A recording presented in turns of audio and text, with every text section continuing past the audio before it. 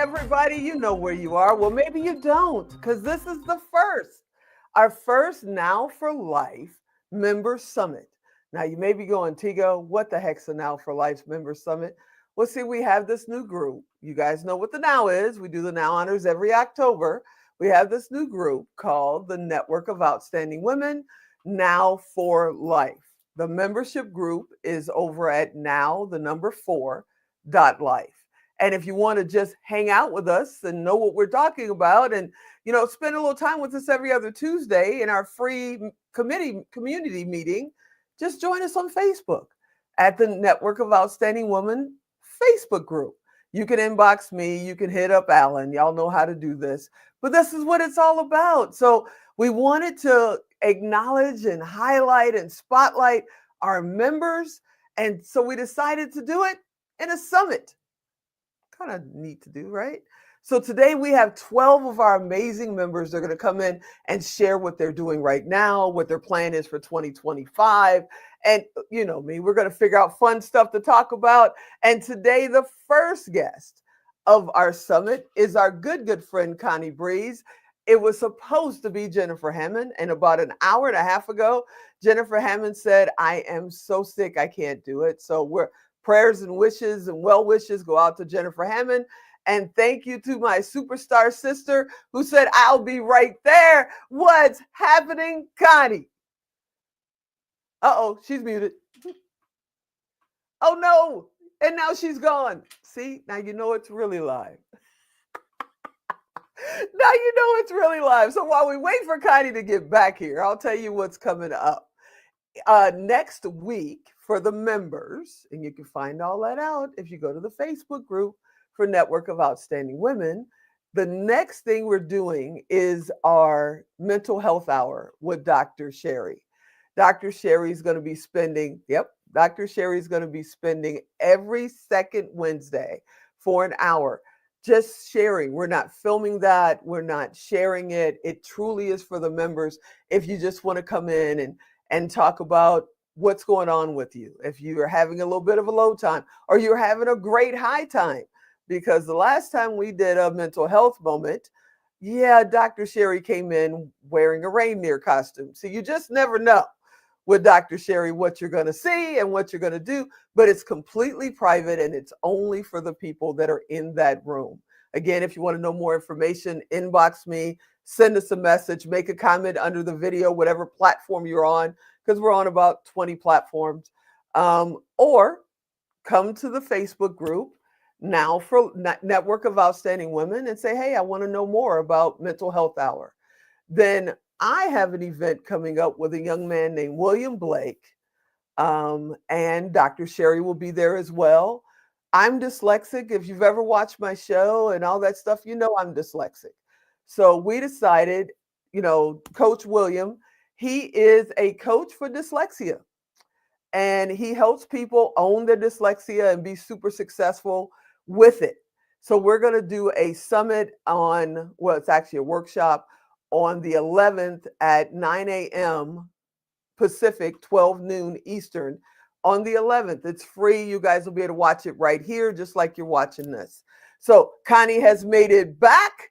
Come on up, Connie. Hey, how are you? I am awesome. How are you? Good. The queen of punting. You are the queen. That is for sure. Let me come over here. There we go. Hi, Teresa. How you doing? I'm good. Thanks for asking me to come be a part of this. This was fun. Absolutely. Ran home from a meeting. Absolutely. Thank you for, saving my butt, because not only was Jennifer supposed to be here, but she was our first guest. And I'm like, okay, I'm going to be talking to myself for 20 minutes. And Connie said, no, I'll be right there. It's okay. I got to thank you so much for doing that. Now, for those that don't know who Connie Breeze is, can you share a little bit about yourself? Sure. I began at a very young age in radio. I always knew growing up I wanted to be in radio. I wanted to get to know the artists. I used to remember when there was the Brady Bunch and the people with the bus, the Partridge Family. The Partridge Family, yeah. I used to try to astral project myself into those TV shows because I wanted to be a part of them. right? And so my journey took me to a broadcasting school, which then took me to getting my whole thing is crazy. Okay. I'm in a broadcasting school. I'm updating my tape to send out to program directors. And a guy comes in and says, "Hi, I program a station in Tucson. If you'll come with me right now with what you're wearing, you and these two other people from the school, and you'll come spend the weekend so I can get to know you and go on the air, I'll hire you." And so I did. And that's how it all started. And it's sort of been like that ever since. It's a phone call. It's running into somebody. Somebody saw me somewhere. So I went from radio to writing for a magazine in Los Angeles called Hits Magazine, which was very irreverent, and interviewing artists, to back to radio again in Palm Springs, to Motown Records, to back to radio in Las Vegas, which is where I am now. Wow. Yeah. You know what? Hillary would kill me because I haven't elevated my computers. I'm not looking down when I talk. Hillary, that's okay. Hillary's in Mexico on vacation. I don't think she comes back till Monday.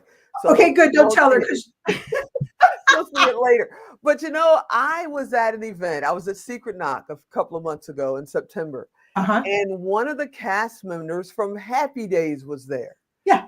And he told on the stage, he was saying that, back then I thought, everybody that was on TV was rich, right? Yeah. And he said, no. We barely made enough to be able to survive doing, Happy Days. We needed to find other things. And he said the lead singer, the young man from the Partridge Family, told him, "Man, you sing, you need to start singing." So he asked the executive producer and the director of Happy Days if he could sing during the show. And that's how they ended up having a band in the cafe and all of that. And he started getting booked to sing. He did the Tonight Show and a bunch of other things. He said he made more money in his lifetime singing because he sang on Happy Days than anything he ever did as an actor. And that just blew my mind. You just never know how, television and radio and all that, because you guys are out there. You're out there with thousands and millions. And you think, oh, you live in a mansion at the top of a hill and you have millions and millions of dollars and you work because you love it, not because you need to. But when you're just starting out in radio or television, it's a job. I mean, you're struggling to get through day to day, yes? Totally struggling, totally many times moving, because once you get into a town and get established. So for instance, I went to Tucson. I was on an AM station, my first station, right? And anything can happen. Your boss can get fired, station can change, you've outgrown it. So then you have to go to another market. And so that would happen quite often. Well, I just made all my friends in Tucson. And now I'm going to Portland, and so then I made all my friends in Portland.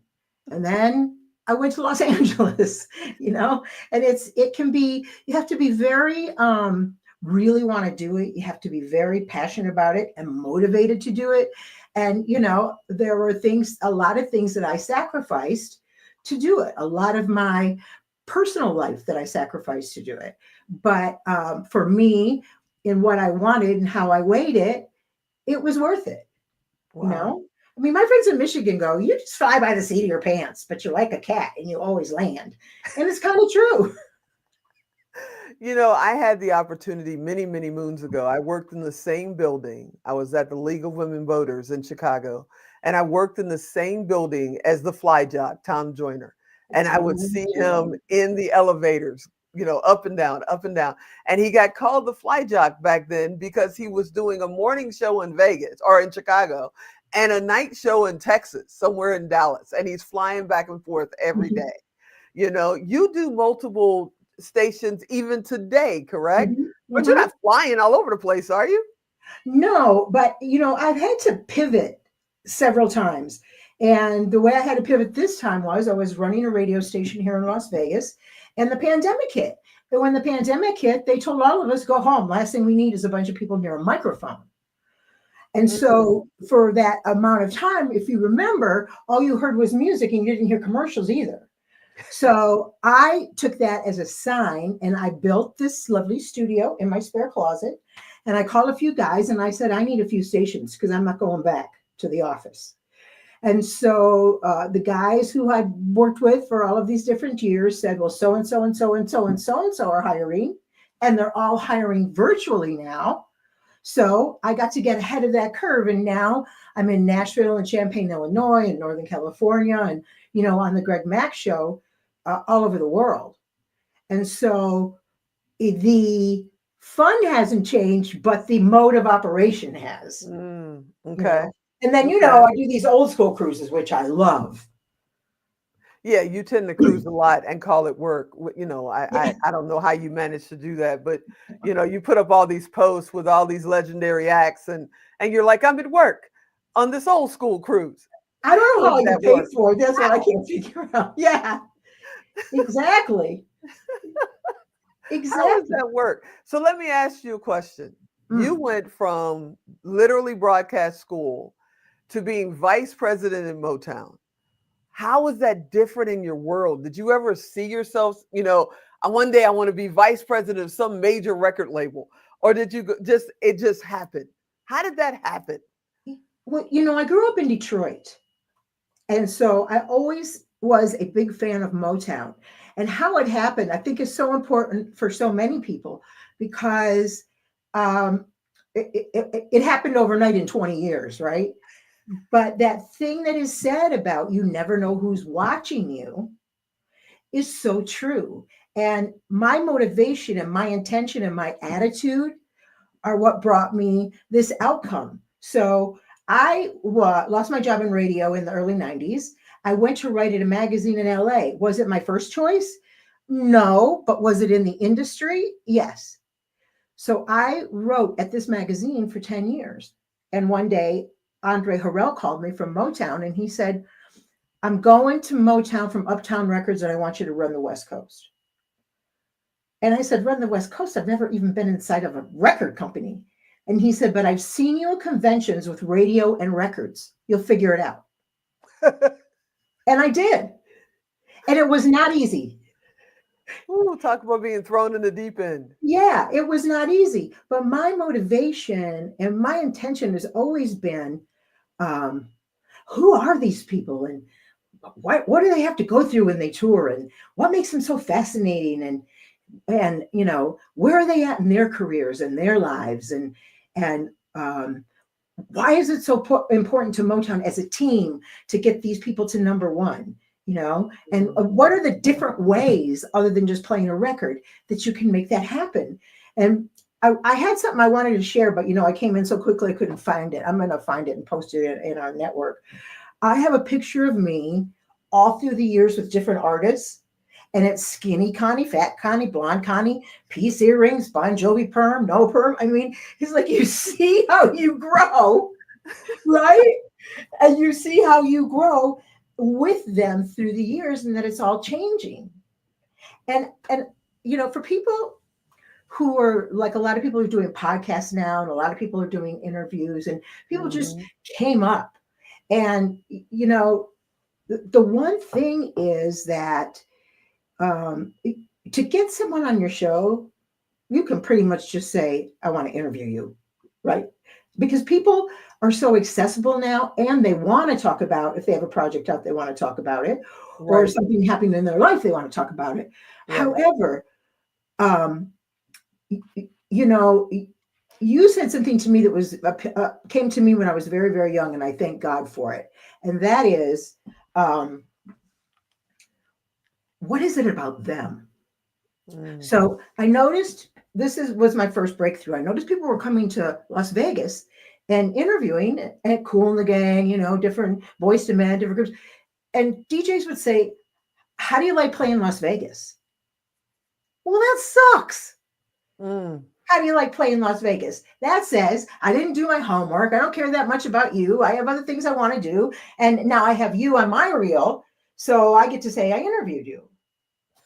But if you look at entertainment news and you look at their Wikipedia and you look at what they're about, you will find a gem that they want to talk about Right. that will keep you connected to them, because it's all moments.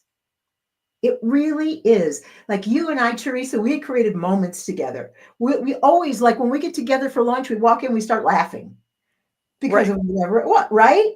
Yep. I have certain artists, Jeffrey Osborne, and it's a whole long story, but it has to do with a restraining order. That I always joked about. I didn't really have one, but I was on the Soul Train cruise with him, and he's walking toward me just laughing, just laughing, because I said, I've loved you since you were in LTD. And I met him on the phone. I said, you're going to meet me in person. By then, you'll probably have a restraining order against me, right? Well, that's been our running joke now for like 20 years. But he gets interviewed so often, and so many people know him, that to have someone bring him to that moment, where you go, wow, I've been chasing you around for 20 years. I finally caught you. That's hilarious. But let me ask you something, because believe it or not, we're running out of time. Okay. Let me ask you about fear. You mentioned podcasts. A lot of people want to do them. Mm-hmm. Studies proven that most people never get past their 7th episode if they start a podcast, and even more never even start because they're terrified of being on the mic or on the camera. What advice would you give them about fear and getting on the mic? You just have to, this is my entire life. First of all, I'm one of the most fear-ridden people I know. And you have to the only way through is through.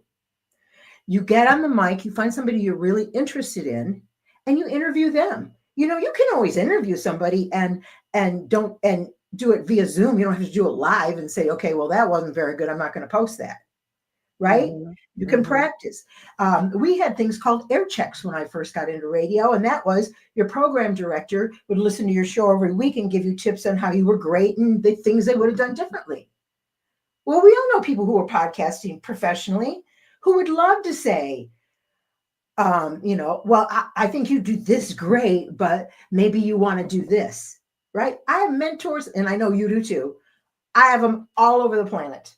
Yes. I mean, I wanted to write a book, and I did 6 weeks of doing interviews that were not published with Mark Schulman, who is Pink's drummer, who's a speaker, who we had to make the framework of what were the questions I was going to ask.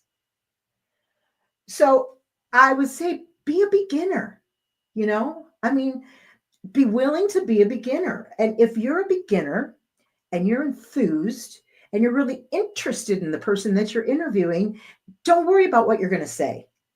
It's not about you. When I stopped worrying about oh my gosh, here comes this artist, what am I going to say? And just said, oh, how's your daughter? I saw that your daughter had a concert. It goes away like that. Has there ever been anything that you said, I'm not going there, I'm terrified, that's not happening? All the time.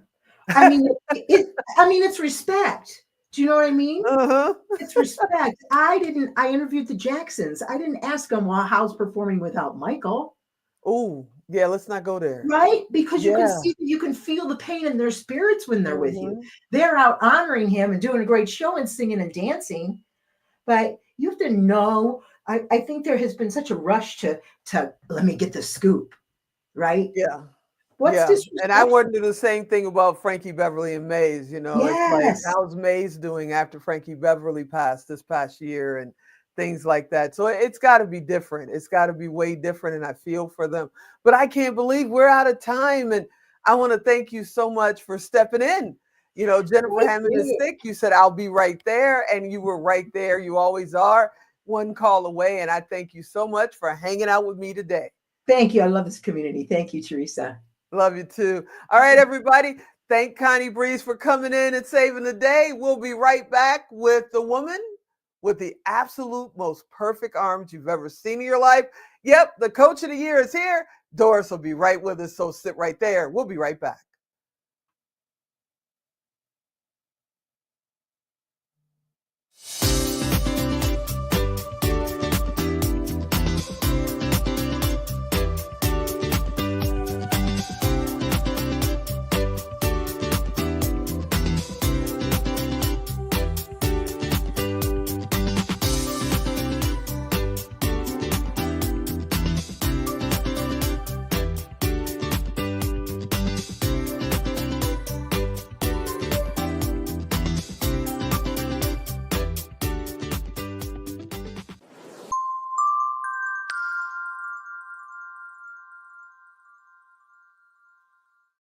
Hey, everybody, welcome back. You are watching the Now for Life Members Summit.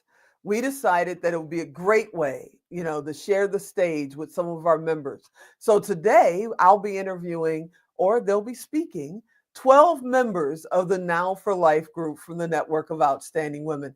I can't wait to hear what they have to say about 2025, about what's coming up, about how they got here, and how they're helping others. And speaking of helping others, the next lady coming up to the stage is our Coach of the Year. She is our Now Honors Coach of the Year from 2024. But on top of that, she's got the heart the size of Nevada. Yep, Coach Doris is here, and I can't wait for her to share how we get through 2025. Hey, Coach Doris, what's happening? Here we go. What's happening? A lot. We're in the second day of 2025. So that's a lot going on right there. Let me not go over yesterday, but today is today and it's beautiful. It's great. Weather is good. So I'm happy to be here. Thank you, Tigo, for inviting me to share and to come and to just give my heart to all that will listen and hear and just help everyone. Just love, love, love. That is what you do. I mean, you just love, flat out, whether it's the gym or somebody at me, just needs a minute. You okay? What can we do? How do we figure this out? And then you're such a family person. You've got your daughters, you've got your grandkids, and you're a little over 60. We'll let you share your age, but you get down there with your grandkids rolling on the floor, doing your thing. I like coach my feet to move so I can tie the laces sometimes. How do you do that? How do you stay so motivated in your life? I do it by the grace of God. I do it because I'm intentional. I do the right things to cause that to happen for me. And the way that I have in the last decade or so, practically all my life, but in the last decade, I've been able to hone in on my heart, my passion, and the desire to live a healthy, long life. Longevity is my purpose. And it is doable. It's there for everyone to take hold of. It is just going to take consistency, discipline, and a desire to not be status quo. So I do it every day because I will see my grandkids marry and have children. And my oldest grandson is 19. He might be closer, but the youngest is 7. So there's a long time I have to go to have that aspiration manifest in the world. Is take care of yourself, Doris, do all the right things, and you win. I think you're going to see your great grandkids, Mary, if I know you.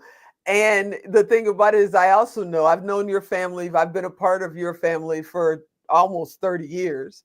And I know that education's important, career is important, planning is important. So I have a feeling they will not be getting married very young whatsoever. But I got to ask you, do you ever say, you know what? I'm not going to the gym today. I don't feel like dealing with it today. Does Coach Doris ever take a day off? Absolutely. Oh, yes. You know why? Because this body needs rest. So, yes, I do give myself that grace. Holidays, Thanksgiving, Christmas. Well, guess what? Last week, when it was Christmas on Wednesday, I didn't go to the gym on Monday because I got lazy. Hello.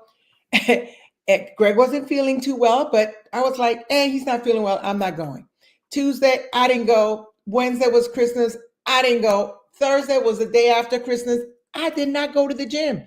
Friday, however, I was in the gym. Saturday, I was in the gym. And Saturday is not usually my gym day.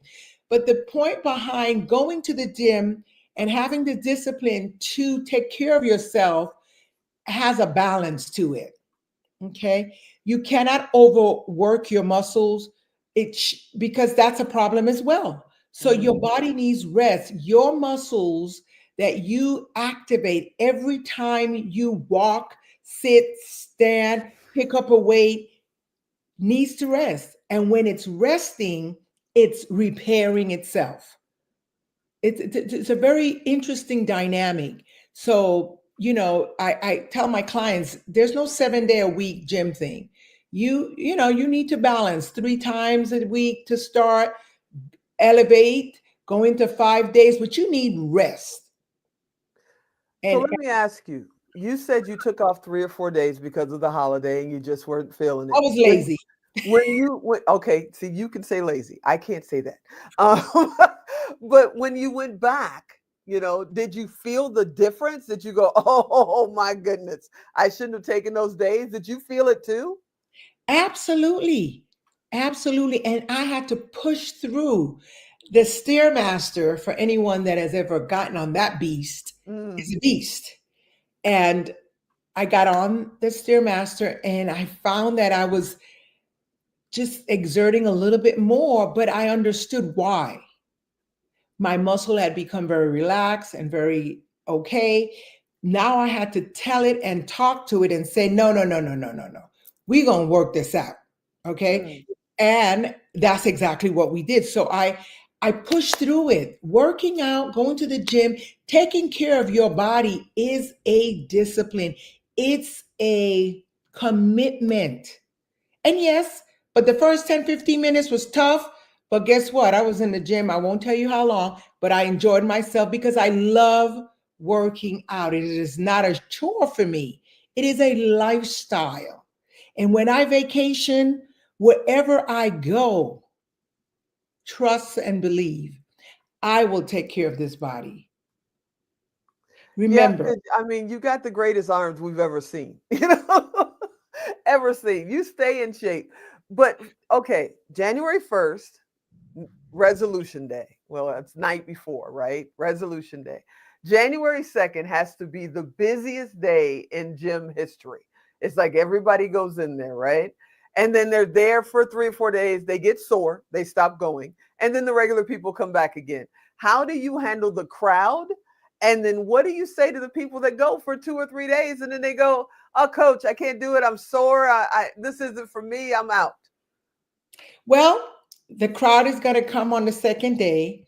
And the thing is, and I just worked with a client today that she was uh, kind of like confused. And I'm like, come on, you're here, champion. Let's get this done. And she was like, oh, thank you. Because I'm supposed to be there as your coach, as your trainer to inspire, motivate you, have you clear your head from all the lies that your body and your head tells you. I'm tired. I'm exhausted. I can't do this. All these negative thoughts that will come in your head.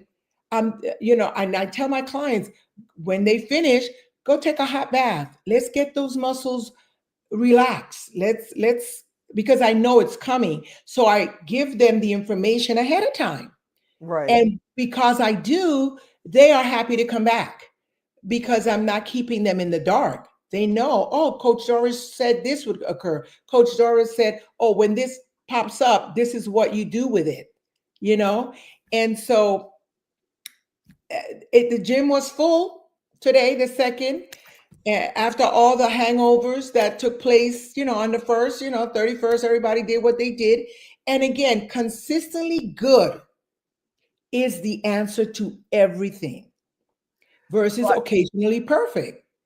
See, perfection, we're not going to attain. We're not going to get to perfection.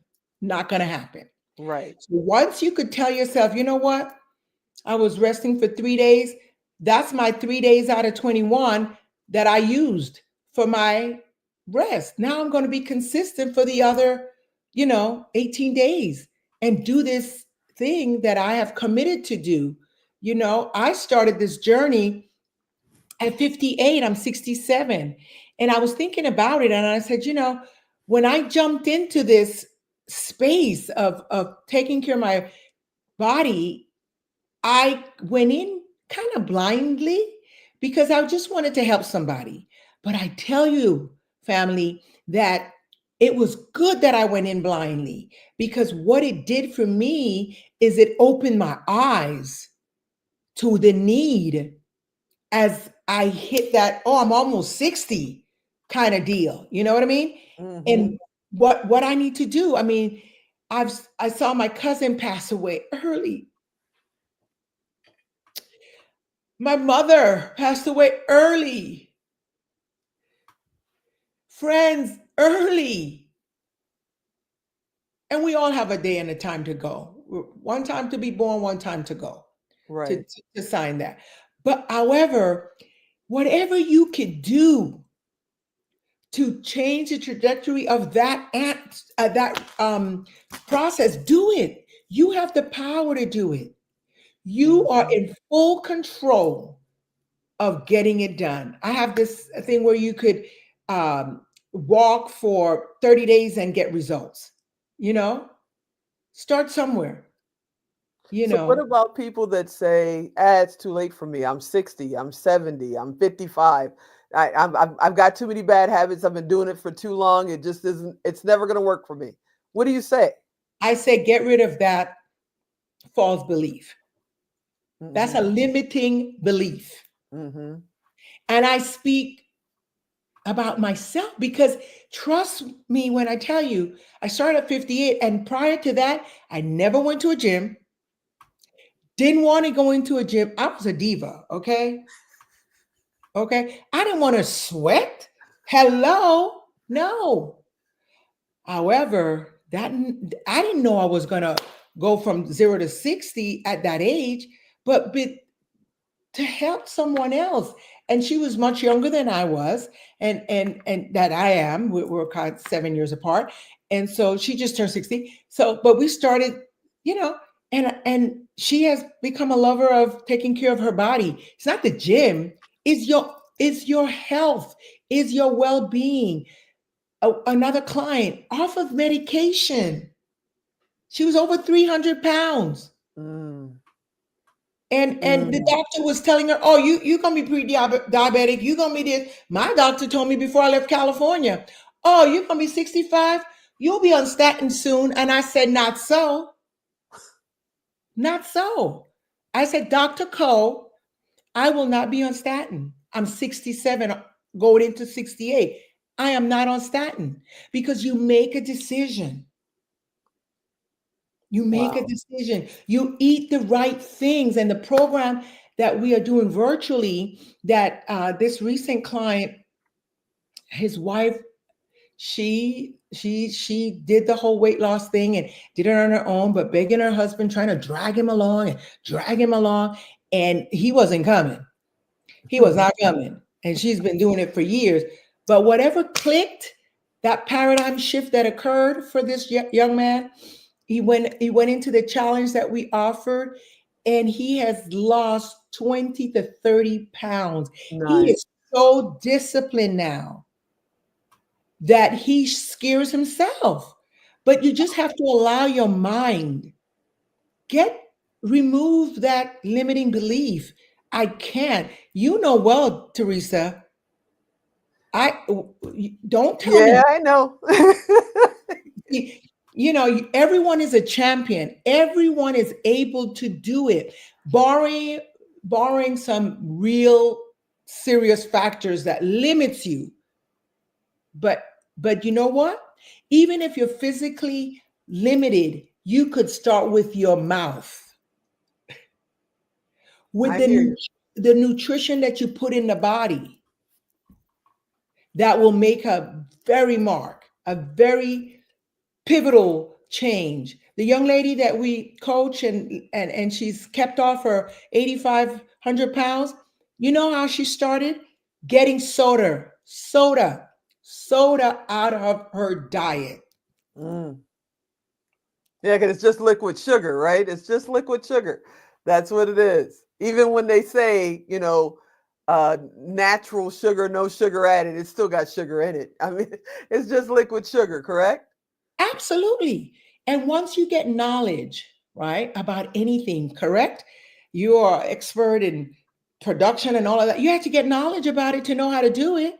Yeah, You know, how to absolutely. execute it, how to be better at it. We were on a Absolutely. call the other day, and now you're teaching us something else that you just learned. Absolutely. And I that got to really, ask you though, I got to ask you about mental health because next Wednesday we're doing our first mental health hour with Dr. Sherry. And I know that when I'm super stressed out, I have a heavy bag, in my house. I'll go and hit that heavy bag, for 10 minutes, 20 minutes, an hour, and that stress level comes down. How does physical activity and nutrition affect your mental health? Can you answer that for me? it completely helps you, okay? Because of your body is made of cells, your brain, everything, right? When you begin to utilize your body, as you just shared, you hit that punching bag, and all of a sudden you see yourself, that mental cloudiness, that mental situation begins to lighten up. Yeah, it It really just, does. look, sleep. Let me please hear me, guys. Sleep is necessary. Physical movement is necessary. Punching bag.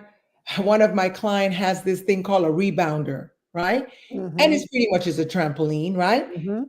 Hmm. Walking,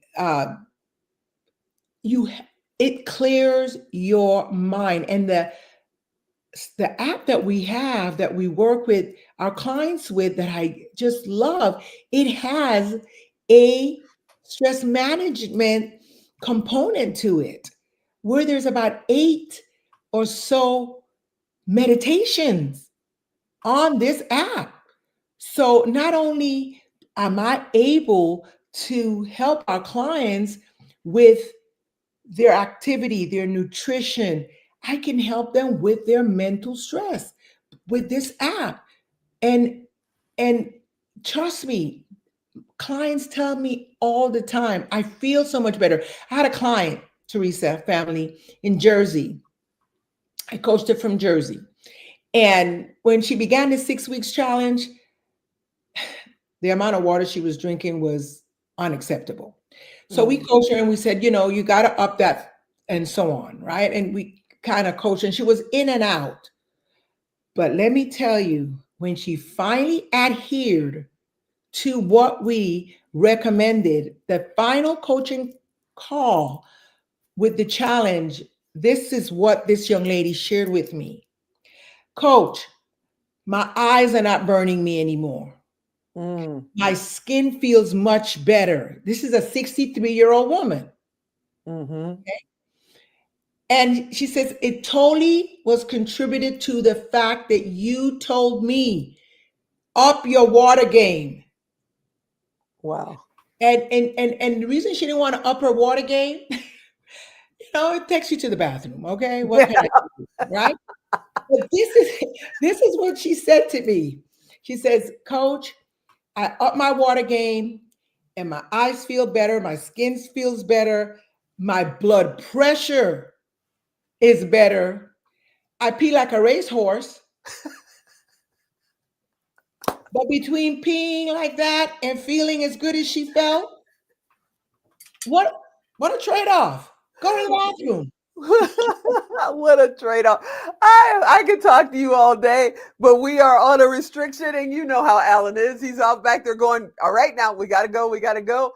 Real quick before you go, how do people find out about your programs? Where do they go? How do they reach you? Kingdomfitness.fit. Kingdomfitness.fit, our upcoming program. The Better You Challenge is at hand. It's simple, it's great. You're going to get nutrition, fitness, weight loss, a phenomenal app that we could coach you with everything that you do. You're going to get an on-demand workout in the app. You're going to get the smart scale and the heart rate monitor, because that's how we are able to coach you. And then you're going to get our coaching. So all that for practically nothing. Go to the website, Kingdomfit.fit. Is that what it is? Kingdom Fitness. fitness.fit. Dot Thanks fit. for hanging out with us today, Coach Doris. You're amazing. I'll talk to you soon. And apparently, I see you on Monday. So, talk to you soon. Bye bye. See ya. See ya. Hey, coming up next, this young lady, I met her when COVID was at 100%. And I asked her if she would be a guest, and she said, absolutely. She's probably been a guest at least 5 or 6 times over the last 4 or 5 years. We see each other all over the place. New York, Times Square, California. She comes here for the now. She supports us so much for the now and the power of pink. She reserves her hotel for the next year while she's still here this year. I absolutely love her. She's amazing. And she's here right now. What's happening? Dr. Wendy Labont. Hey, How you hey, doing? I'm fine. Can you hear me okay? I can hear you perfect. Okay, great. Because I've been technology has not been my friend lately, but that's okay. I worked on it yesterday, so thank God it's working today. But yes, I have my hotel booked. I did book it before I left last year. I'm ready, so I'm excited. And I loved Doris. Like I said, I want to have Doris Coakley arms when I grow up. Right? I used to say Michelle Obama and Angela Bassett, but I don't know them. So I know Doris and I see that firsthand. So that's where I want to be like hers. I totally hear you, and she's absolutely amazing, but so are you. You are the conqueror, the champion, the warrior. You have been through so many things, up and down. And when I see you, you never think you had a bad day. You always got a smile. You always take time to, if anybody comes to you, ask for advice, it don't matter. You will stop in an airport, because you did it for me, and spend 5 minutes before you get on the plane. Why do you have that attitude, and how do you keep it going? Well, it's the only way to live. It's about, it's your choice. You choose how you, like I said, respond to things. I was listening to Joyce Meyer the other day, and she told a story about a lady that was 92 and her husband of 70 years had passed away. So she was having to move out of her home into like I guess, assisted living or something like that. So she sat out in the waiting room waiting to, for them to call and take her in.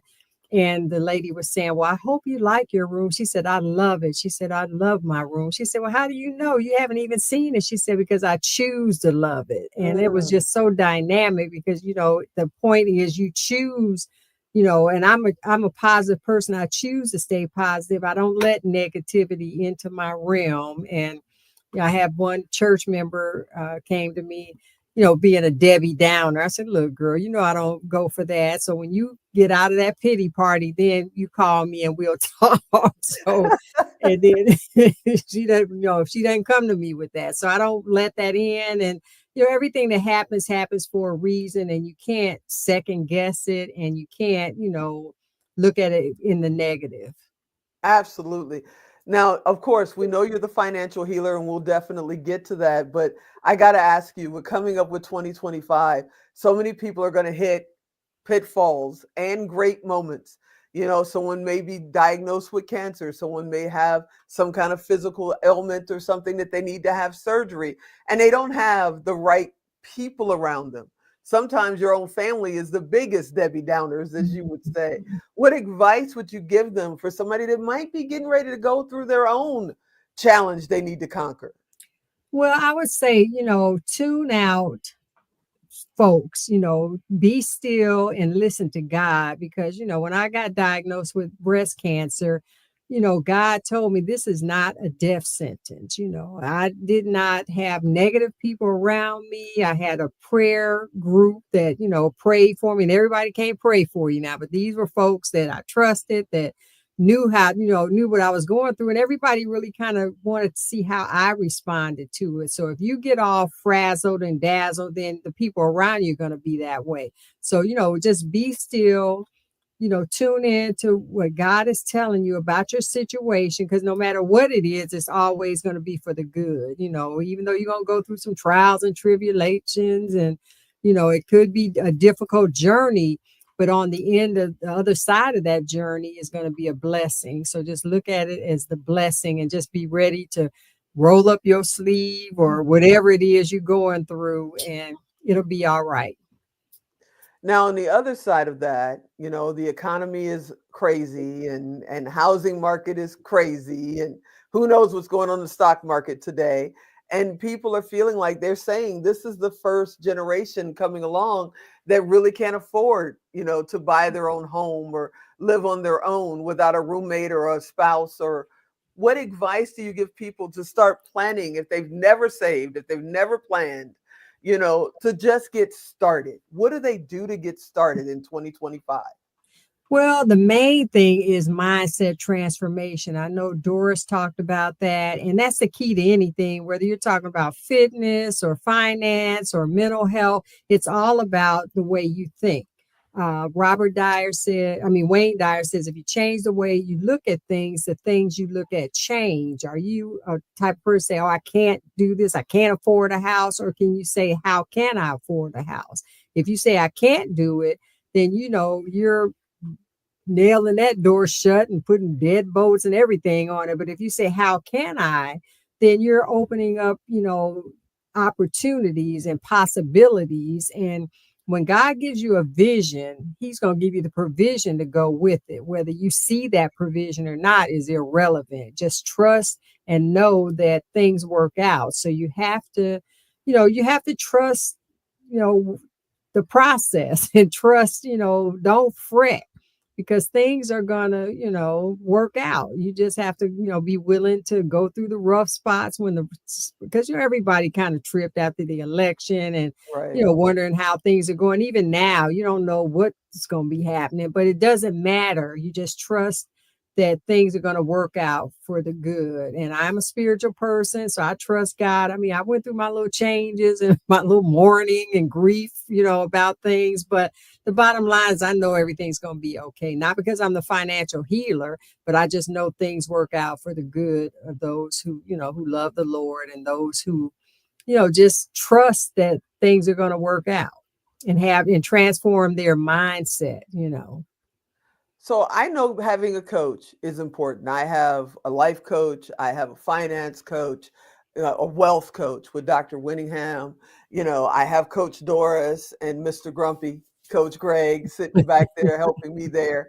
How important is it to have a coach when you're talking about financial healer? How important is it to have someone that not just tells you, oh, go invest in that or buy an IRA, but actually you take the time, and you have on our show many times, to just teach a minute and explain what the heck, investing is and how to build your future. How important is it to have someone like you in your corner? Well, it's very important because it's just like, people think that, Robert Kiyosaki says it's best. It's not about how much money you make, but how much money you keep, how long you keep it for, and, how many generations you keep it for, rather. And, most people think, okay, if I invest, then I'm okay, but it's more than that. You have to have a holistic approach, just like with your health. It's not just about eating right. You got to exercise. You got to do a few things. So it's a holistic approach. I have 6, ways that I say to stop hemorrhaging money, 6 prescriptions that I work with folks, which is a holistic approach. The first one is the mindset transformation. You got to think right. You got to have the right mindset. Then you got to take control of your finances. That means, plan where your money goes instead of wondering where it went. And then, you have to have the proper protection. My story with the breast cancer, had I not had the proper protection, my medical bills were over $1 million, almost $1.5 million. But because I had the proper protection, I didn't have to pay any of that. I would still be paying that if I didn't have it, but I had it, and thank God I had it. And then you want to, understand that how the tax codes and tax laws, impact you. Whether you're an entrepreneur or not, you have to understand that you have to have a tax strategy every year to get you to where you want to be, And then the key thing, well, not the key thing, another thing is you have to understand how the global economy impacts you, how things, everybody doesn't understand that. And I don't understand all of it because, it changes as administrations change. But the bottom line is you have to think about that. That has to be a factor in your overall strategy. And then the key thing is taking action. You got to take action. You got to do something. You can't just say you're going to do it and think about doing it. You have to do it, but you have to, be strategic about it. So it's important because a lot of folks don't understand those 6 elements. You can't just do one and be successful. You have to understand it's a holistic approach. So that's what I take. I tell people it's not about, what you have now, is where you're trying to get to. So we have a strategy to get you to, be able to get there realistically.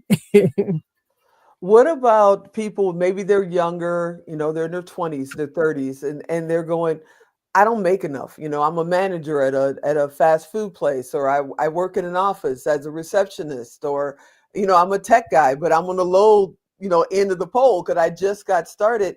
When do I start? How do I start? What's the first step I should take?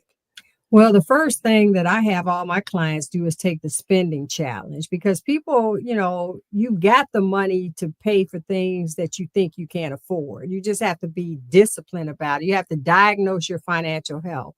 And the spending challenge will have you tracking every, penny you spend. And, I give my clients to do it for 30 days, but I give away a 7-day spending challenge. And that's the first step for one, transform your thinking, because when you start seeing that you're spending $60 a week on coffee, that $60 could be going somewhere else, be going for health insurance, life insurance, or something that's going to give you a return.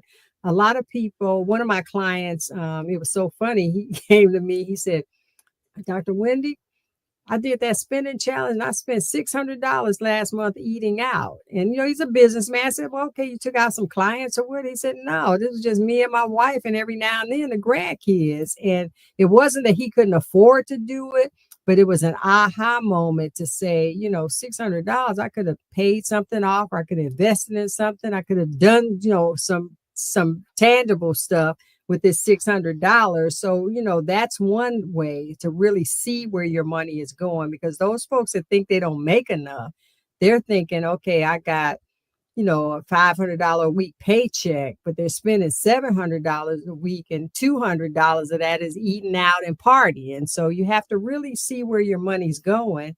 And then you have to position yourself where you're getting benefits like cash back and points and things like that. I mean, I am an avid point and cash back rewards person, because I fly first class by just paying, processing fees. I stay in 5-star hotels, get upgraded.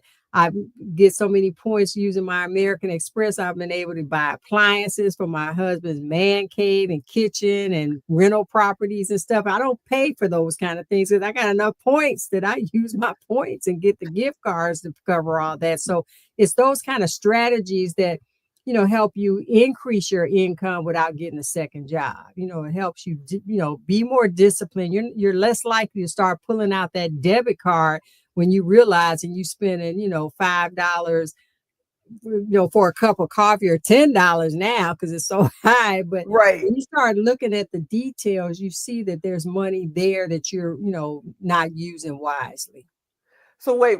You're telling me these points are real? You get I'm offered these telling you, point things girl. all the time. You think that's not real? No, it's real. And if every place you go and everything you buy, every store you frequent or every service you use, they've got some kind of rewards point. Even the fast food place, McDonald's, I don't really eat there much, but when they send me a thing saying, okay, I got points, I go get my freebie fries or sweet tea or something because, it's free. And everywhere you go, and I've had people when I go to the grocery store, there, guys especially, they'll say, well, do you have a rewards card? And they're like, no. I said, well, can I use mine for your order, for your groceries? And especially when gas was super high, I was getting $1 off a gallon, because, from the grocery store, because I had enough points to be able to do that. So, I do that. My whole family does it. All, even my sons, at first they were all uppity and sedity about it. Shoot, now they got points at all their little favorite stores. Yeah.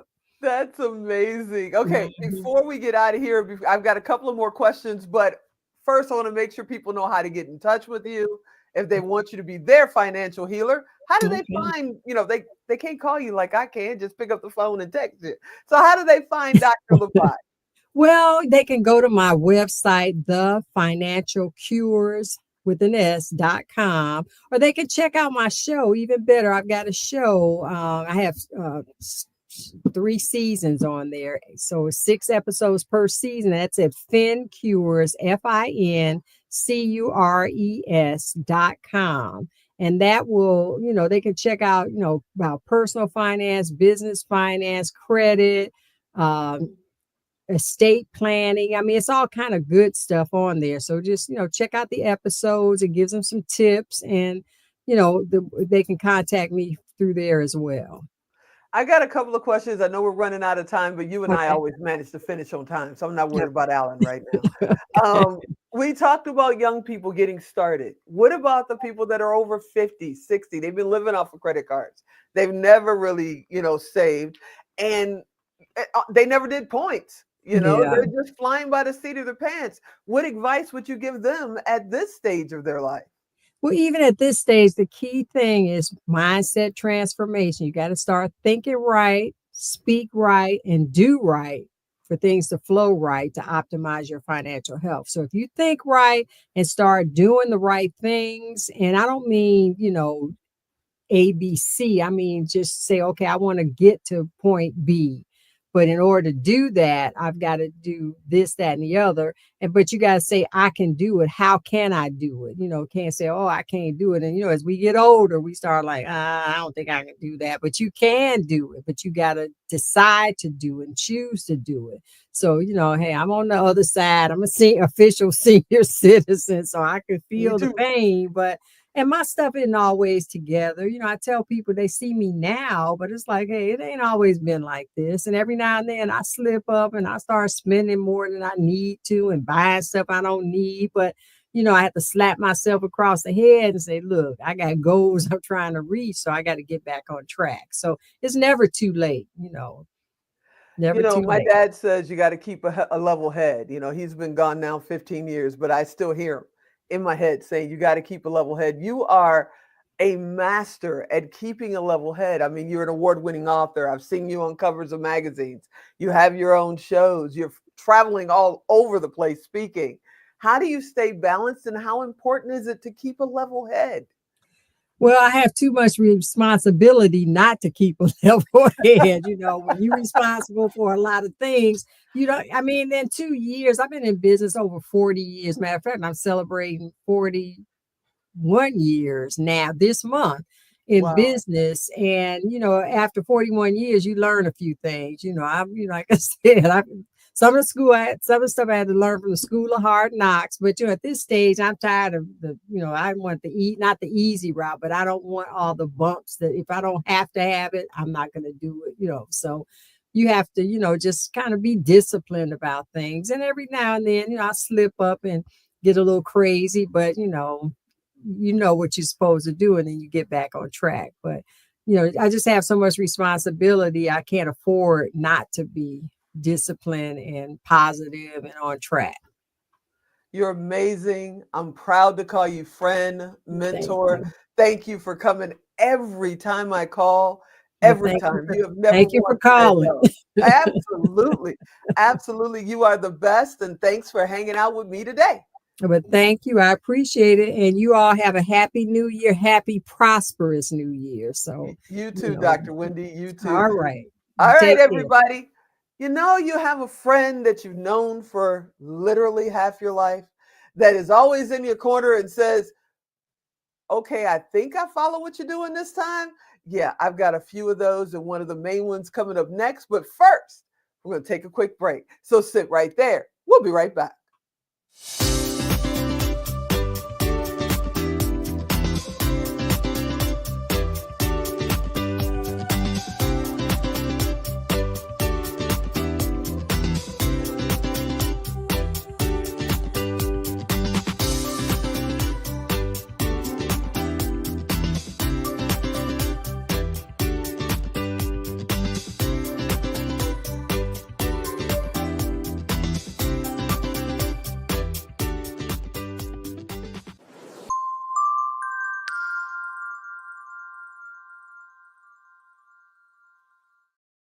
Hey, welcome back. Now, I don't know if you go out and network.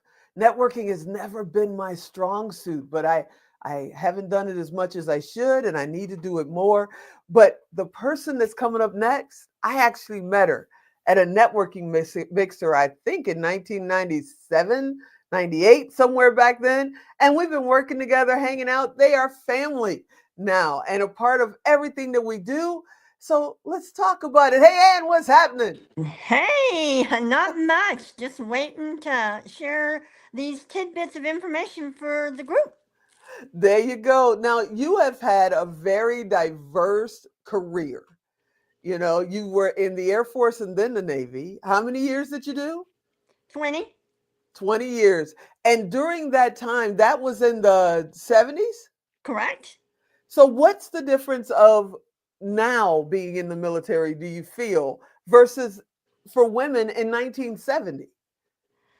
Well, if anybody remembers the happy days, and they can relate back to um, girls did girl things and guys did guy things, and there was never too much of mixing in there. In the military in the 70s for women, they were very limited on their career fields. They could maybe there was half a dozen, if you will.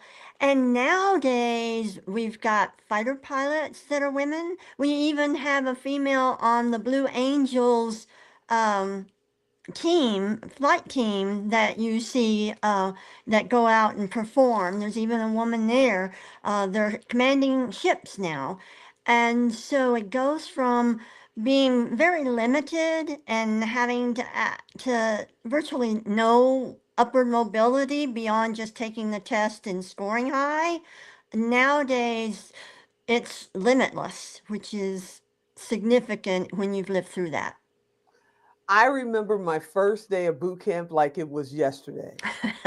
I think if somebody, yes, phone book, if somebody dropped a phone book, I'd probably still hit the deck at 61 years old. You know, do you remember your first day of boot camp? I certainly do. When when you just turn 18 and you come from a little country, a little county in rural Kentucky, whose high school was a county high school, and my graduating class was like 110 people. So you come from a very small but well informed and collaborative community to 80 girls. Oh my God, 80 girls in the same room from New York to California to Texas. I was scared in some respects, but it was like an eye opening adventure for me because I was going to see the world and I was going to meet all these people. But it made me stop and think, well, some of my structured background is definitely going to come in handy here.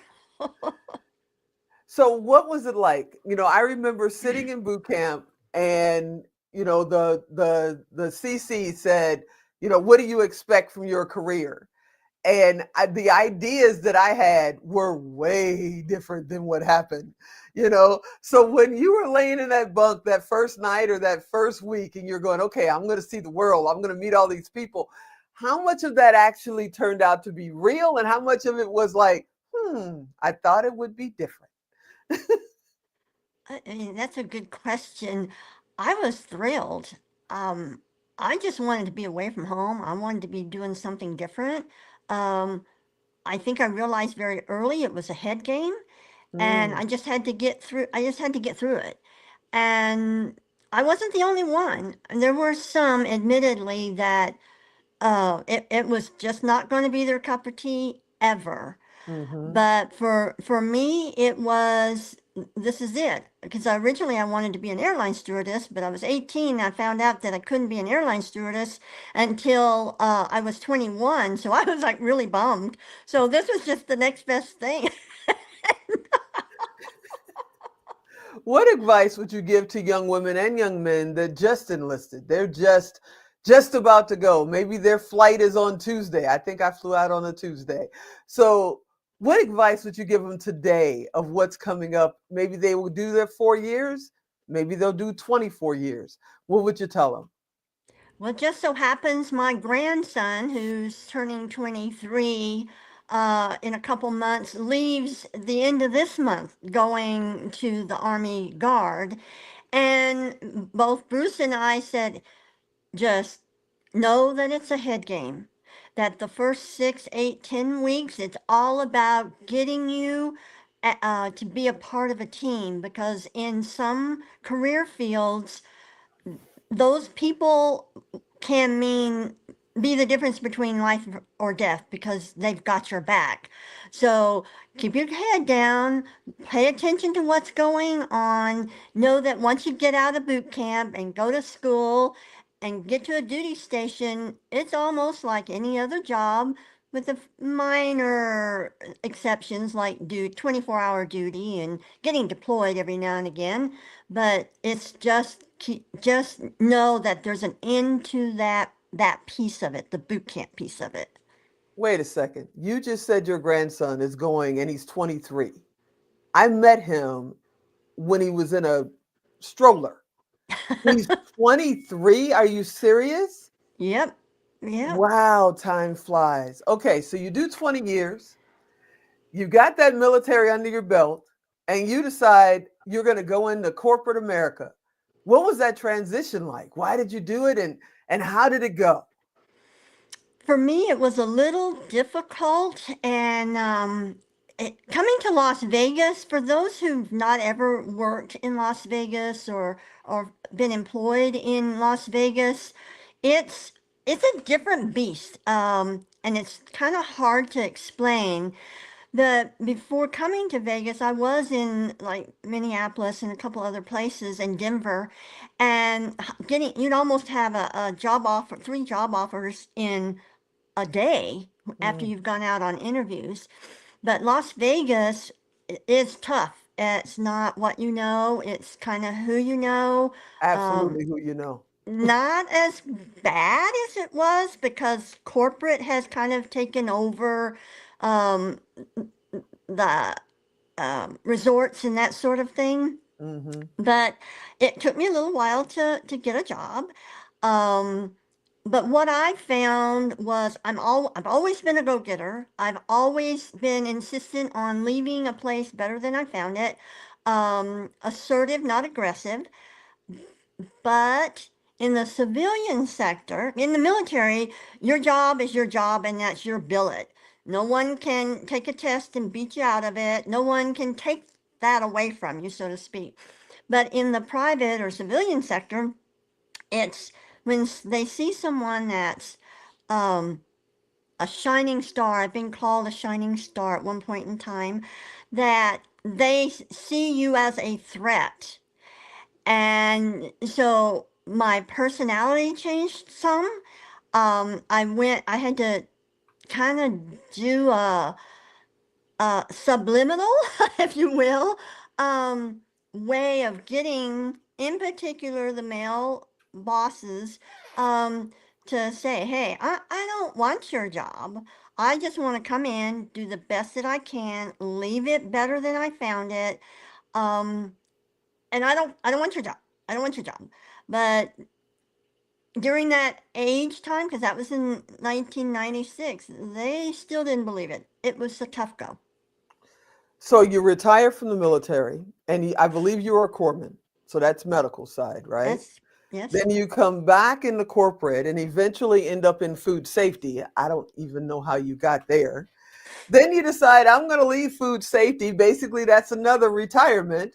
And then you go into operations. It's like, and then you just retired, what, 6 months, 7 months ago? 6 months ago, yep. 6 months ago. What made you say, you know what, if I can do it, anybody can do it, and I'm going to keep doing it?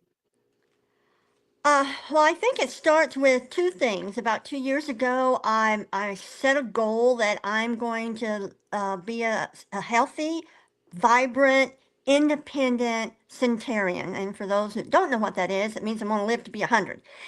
And I wanted to do that healthy. And so I started thinking about that. And then what then kind of uh, put me on the path to doing it for myself instead of for somebody else was early this year or early last year in February. My sister, my younger sister by 10 years, passed away unexpectedly. And that really hit home. And so me and my husband, we got to talking. Tomorrow is not guaranteed for anybody, but and not but. And so I want my tomorrows, the ones that I wake up every morning to, I want them to be for me. I want the world to know I've got a lot left in the tank. I got 30 more years, probably plus, because every time I say I'm going to live to be 100, the number 105 comes into my head. It's like, no, your goal should be 105. And like Doris, I will see my great grandchildren's children. I already have 4 great grandchildren. So in 20 years, the oldest great grandchild is 25. So in 20 years, he's going to be 25. And so I know I'm going to have some great, great grandchildren. Wow.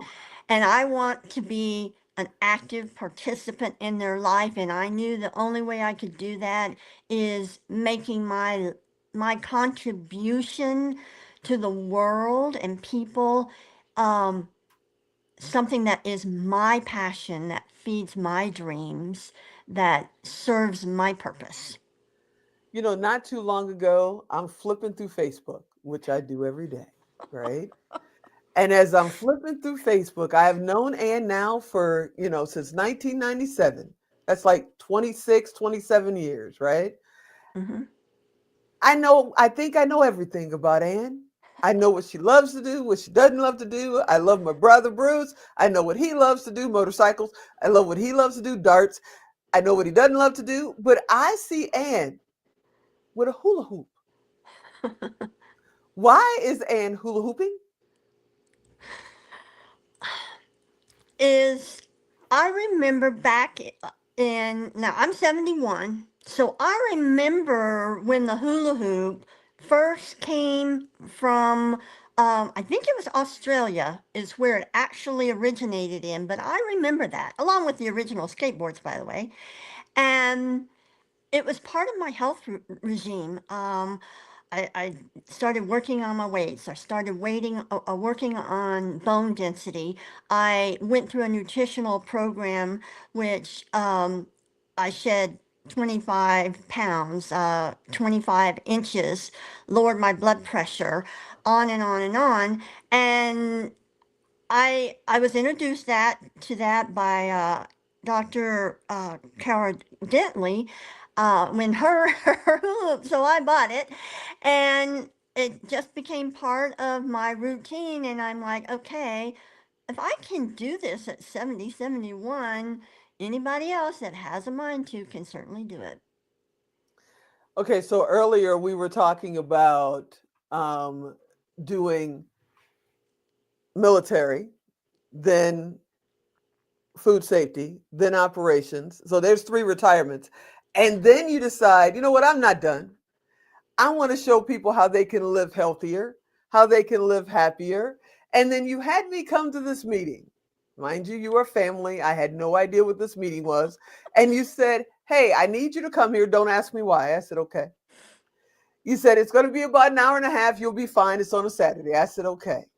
I get there, and this lovely doctor standing in the front of the room says, who's never heard of us? Who's never done this? And I'm like, what brought you here? And she told me to show up. And she tells me literally to go in the other room and drop my pants and put this stuff on my knees, right?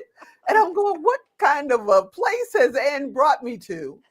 And at that moment, it had been years since everybody, if you don't know, I have artificial knees thanks to the Navy and super arthritis and all that kind of stuff.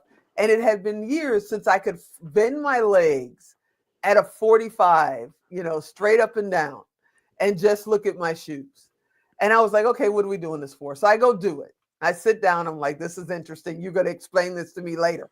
Why the heck am I dropping my pants in a strange office? And then you tell me, look down. About 15 minutes later, I'm like, what? So I look down and you say, look at your feet. And my legs are straight up and down. And it's the first time that has happened. And it's still that way. They are still doing the straight up and down thing. What got you into it? What is it? And am I going to another meeting sometime soon? Yes, you are. Not dropping my pants. Wear shorts on Saturday. Wear shorts. Okay. How I got introduced to it was part of my path on biohacking my health. And I believe everybody here probably is very familiar with biohacking, whether it's your finances, whether it's your health, or whatever it is these days they attach the word biohacking to. I was introduced to it. I said, okay, I'll try it, which I did. And I had amazing results. My back and hip pain resolved, numbness in my legs gone, my skin conditions resolved, my eyesight has, or vision has improved, and three issues with my eyes are also resolving and going away. So those are pretty solid reasons to believe in a product. And Hmm. I had shared it casually with people and got some few people to take it, and equally amazing results, everything from neuropathy to allergies. And what it is, and I won't go into too much, is redox signaling molecules. Very simply put, one, your body makes them naturally. About puberty, they start petering out, as many things do. This company has found a way to stabilize those high energy, highly active molecules, stabilize them outside of your body so that you can now take them and bio replenish them by either drinking the drink, or in the case that you had, Teresa, was a gel that's actually made for as a cosmetic for your skin, but it had an additional benefit. And the meeting that you're getting ready to come to is a new product that focuses specifically on the genetics cells of inflammation and recovery. Yeah.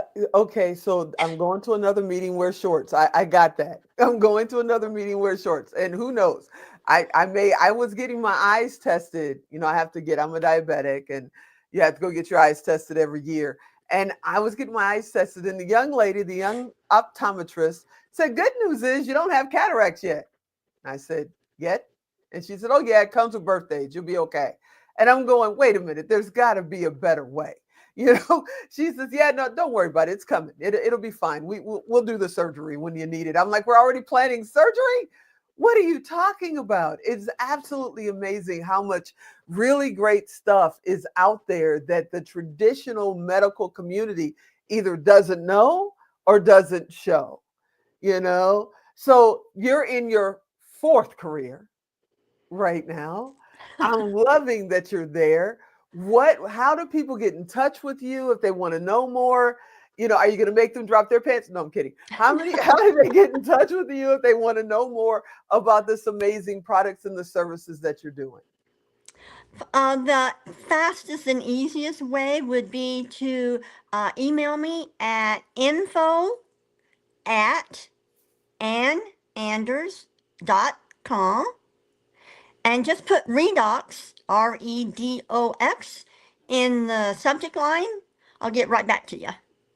You're amazing. Thanks for, being my friend, being my family, always having my back and always coming when I call. Even in the middle of the morning at 4:00 a.m., I can call Ann and say, guess what? And she'll say, hold on a minute. Let me get my glasses and my notebook. You are absolutely amazing. Thanks for hanging out with me today. Thank you. Thank you. Awesome. All right, everybody, we're not done. We're just getting started, really. We're going all the way to 6 p.m. Pacific, 9 p.m. for the East Coast side. But we got so many amazing people coming up. And coming up next is this young lady that I met about a year and a half ago and became instant family. Want to talk about, I think, Everybody in the Now community has humongous hearts and cares, but this lady, she walks the walk. So sit right there. We'll be right back.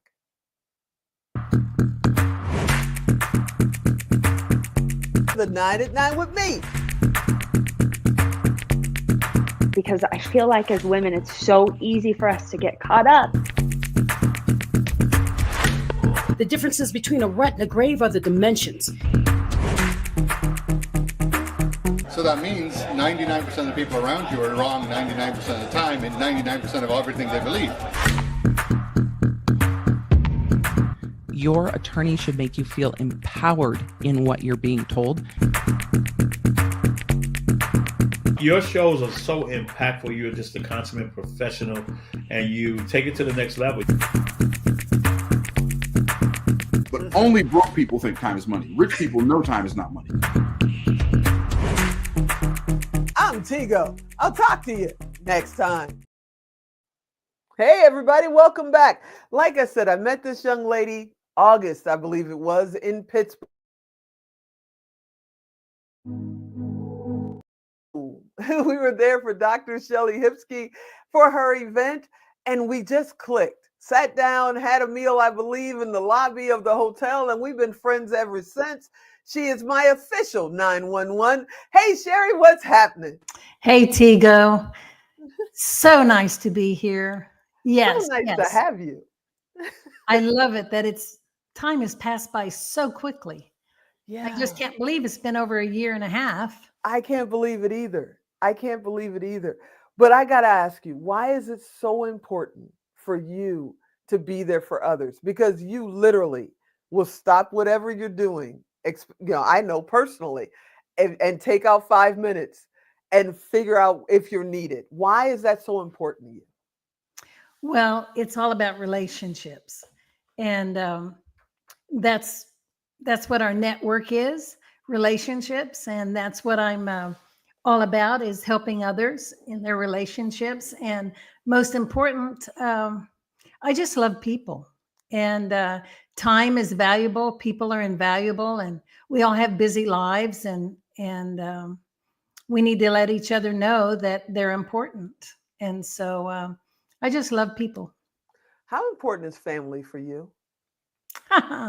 Family is the number one thing that I value, other than my relationship with God and my relationship with my husband.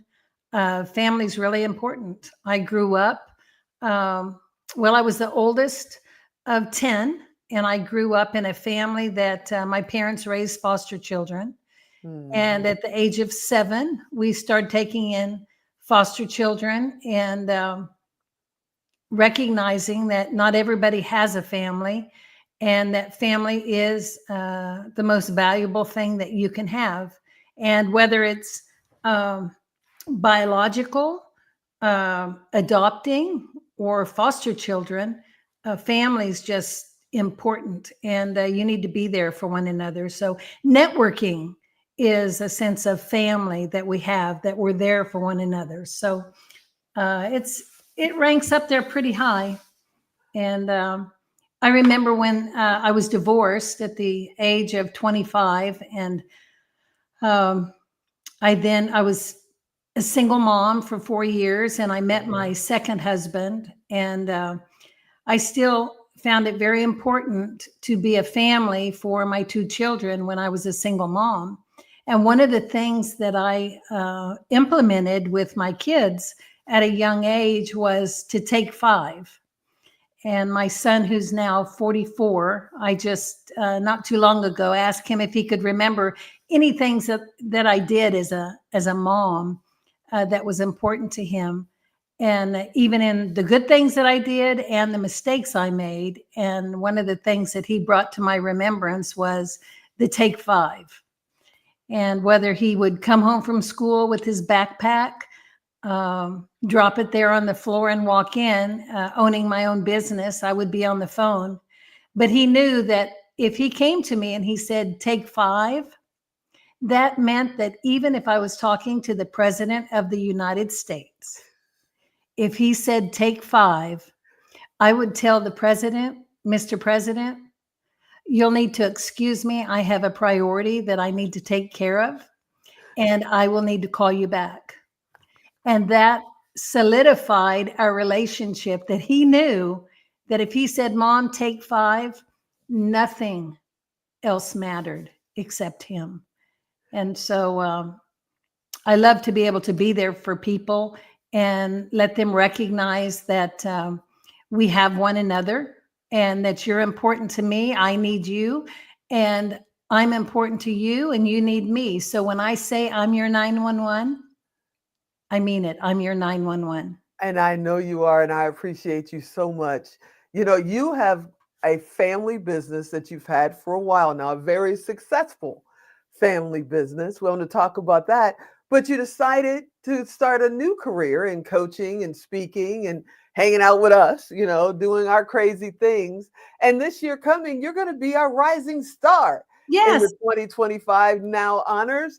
What does it feel like to come from this successful family business to start a new journey? You could have easily sat back and said, I'm just going to hang out with the family. I'm done. But no, you said, let's go. Why did you say, let's go?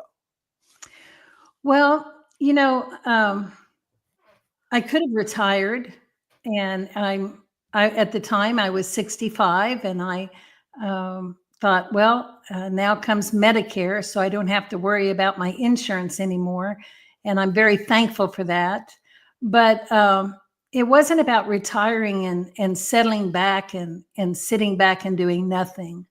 I wanted to continue on, but use the knowledge and the expertise that I had gained over the last 4 decades of being in business to help others and to use that. There's a lot of knowledge. I never went to college. I never got a degree. And I used to ask myself all the time, am I successful? I just want to be successful. Mm-hmm. And one day I asked my husband, maybe I should go back to school. And he said, honey, what would you go back to school for? And I said, a business degree. And he said, how long have you been in business? And at the time, I'd been in business 35 years. But every day I was still saying to myself, I want to be successful. What does it take to be successful? And for me, success is investing in the lives of others or your business and making sure that it has purpose and it's of great value, not just monetarily, but are you making a difference in the lives of others? And when we sold leather jackets here in South Central Texas, we were celebrating young people's accomplishments each and every day. Right. And so I wanted to continue doing that, celebrating the lives of others, investing in others, and reminding others that it's just not about themselves, but it's about service, serving others, service above self. So, you know me, you trust me, and I want to play a little game right now. Okay. Yes. There's a young lady or a young man right now, they're starting their first business. They're 20 something years old. Maybe they're single parents and going through a similar situation. Can you give them the first few tips of how to start the business, how to grow the business, how to maintain the business? Yes, I'd be glad to. The first thing that I'm a little different than most people. I would give you most people would give you a list of how-tos, the first things that you need to do as far as opening up getting assumable name certificate, perhaps getting a bank account, opening up an LLC. I would start on the front end, and I would want to encourage you on how to figure out what it is that you're going to do in the future. And the first thing that we would do would be, we would start with your mindset. One of my favorite quotes are from Robin Sharma, that everything happens twice, first in the mind and then in reality. And so if there's something that you want to do, you're going to have to, number one, ask yourself what that is, what your passion is, and are you committed to doing it? It's not something that you just start, say, I'm going to start a business, and then tomorrow you wake up and say, okay, I'm going to do this and do that. You've got to have commitment that you're willing to do that. And when I started my business as a single mom 40 years ago, over 4 decades ago, Wow. I had to determine that I was going to wake up every morning committed to what I said I was going to do. And had asked God for help. That's the first part of figuring it out in your business, is getting a business partner. And for me, my business partner was God. So I asked God for help. And I asked God to show me what to do and show me how to do that, and to put people in my life that could help me along the way. And that's where networking came in at. Your network, as you've heard it, is your net worth, and it's your family. And so you need to focus on those that you surround yourself with, and turn that business over to God, or to share your vision with someone else, so you can hold yourself accountable to moving forward. And then the second step in the figure it out formula of the idea of your business would be to make sure that your thinking is clean. Think on things that are true. Can you really do this business? Is this something that you really are passionate about? Because there's going to be times when the phone's not ringing and you don't want to go beating yourself up and quit. So you need to think on those things that are true. You do have the knowledge, you do have, even if you don't have the education, you do have the passion, and you do have the drive. And what is it that's driving you? For me, when I started my business, my motivators were my 3-year-old and 5-year-old. And that kept me moving. And then you begin to educate yourself. The I is the intercede. You ask God for help, or you ask someone else if you're not a believer. Number 2 is the detoxify. Clean up your stinking thinking. And once you do those 2 things, it's like the fog dissipates and you begin to see things you didn't see before. So you educate yourself on what resources are available. And then you anticipate. The A in the idea is anticipate. You see yourself doing it. And then you can move forward. And so when times get tough, then it's no thing. It's not a problem. You know, you've heard that it's no thing. My son quotes that all the time when he's speaking to young people. It ain't no thing. You can do it if you've got your priorities right, and if you've gotten rid of your limited beliefs and your thinking is clear. So think on those things that are true. What about fear? How do you handle fear? What would you give someone an advice that goes, they got the greatest idea ever. They tell everybody at every family party, every Christmas party, they know what they want to do, but they never start because they're terrified to just get started. What would you tell them about fear? Well, fear is a killer. Fear is something that will cause you to stay in your limited beliefs. Excuse me a moment.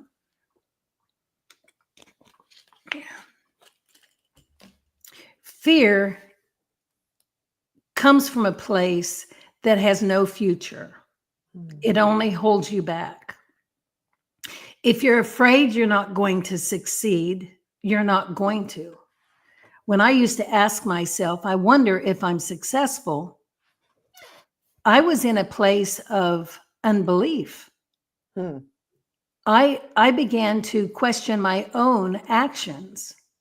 I would, when some harsh reality would come up against me, I would acquiesce. But I learned that it's not about acquiescing. It's about standing strong and believing in what it is that you believe in and why you believe in it. And when my husband, a couple years ago, my husband, Bill, was diagnosed with metastatic basal cell carcinoma. That's cancer in the lymph nodes. And the doctors had given him a 6 to 8 month prognosis. Well, if we would have allowed fear to set hold of us, he probably wouldn't be here today. Wow. But we chose to have faith and believe in those things that were true. And those things that were true was, he's still here in front of me. And all we have to do is believe that we have one more minute, one more hour, one more day. And if we can make it through those obstacles, we're going to make it. And so what we chose to do, and this is about business, when you see a harsh reality in your business, that's an opportunity for it to be turned into an opportunity. And you can take that harsh reality, turn it into an opportunity, and it becomes a stepping stone to propel you forward to success. It's like gravity. It's like breathing. It's truth. And when you do it, the outcome is incredible. And when you feel overwhelmed and you're facing challenges in your life, wouldn't you just love to be able to bounce back from setbacks and be empowered and show others how to do the same? Absolutely. That's what it is when you walk in faith and you don't walk in fear, because people are watching. And fear comes, it's really just unbelief. And if you take a deep breath and you don't listen to those negative lies that you may have been told about something that you can't do, but you choose to believe that you can do it, you will find yourself on the other side, just as we did 2.5 years ago. When my husband was diagnosed with cancer, we chose to believe those things that were true. And I can tell you today, 2.5 years later, he's cancer-free. And we are a family that turned our harsh realities into opportunities to help us grow and be successful in that area of our life. Now, we recognize that we're just given one day at a time, and we're never promised tomorrow. But it gave us an opportunity to live our life believing God for something that we truly wanted, anticipating what we wanted to see happen, and actually seeing it come to fruition. And that's a wonderful place to be. You're amazing. I'm proud to call you my friend. You're a true trailblazer, and you love just shining your light down the path, and helping us skip some of the potholes that are out there in this journey we call life. I thank you so much for always having my back and for always being there and being my 911. You're absolutely fantastic. Well, I'm thankful to be here. And, I'm looking forward to this next year. I'm looking forward to, I'll be going on a marketer's cruise in a few days. And then in March, we have, International Women's Day. Yep. I'm looking forward to that. And then March 20th, I believe it is, we have Trailblazers coming up. And then in October, we have the Power of Pink Now Honors coming up. And I'm so excited. I feel honored to be the rising star of this year. I'm excited for all the women that I've met through that organization. They're just powerful women that are making an impact on the lives of others. And they all have a heart to serve in some capacity. And so it's really an honor to be a part of this organization. And I just encourage all women out there, business owners and women who are making a difference, serving in some capacity, to come join the women of the NOW network of outstanding women. And I'm just thankful to be here. You're the best. I'll talk to you soon. I'll call you soon. I promise you won't be a 911 call. Yes, you're absolutely that's okay. Awesome. I'm here for you. I appreciate it. Thank you so much, Tico. I've enjoyed being with you today, and thank you for having me here. Absolutely. All right, everybody. You got that friend, that buddy, maybe that mentor that looks at your face, says, I got you. And they really do. Yeah, well, the person coming up next, she says that to probably millions. And she really does. So, in just a couple of minutes, we're going to talk to our franchisor of the year for Trailblazers. So, sit right there. We'll be right back.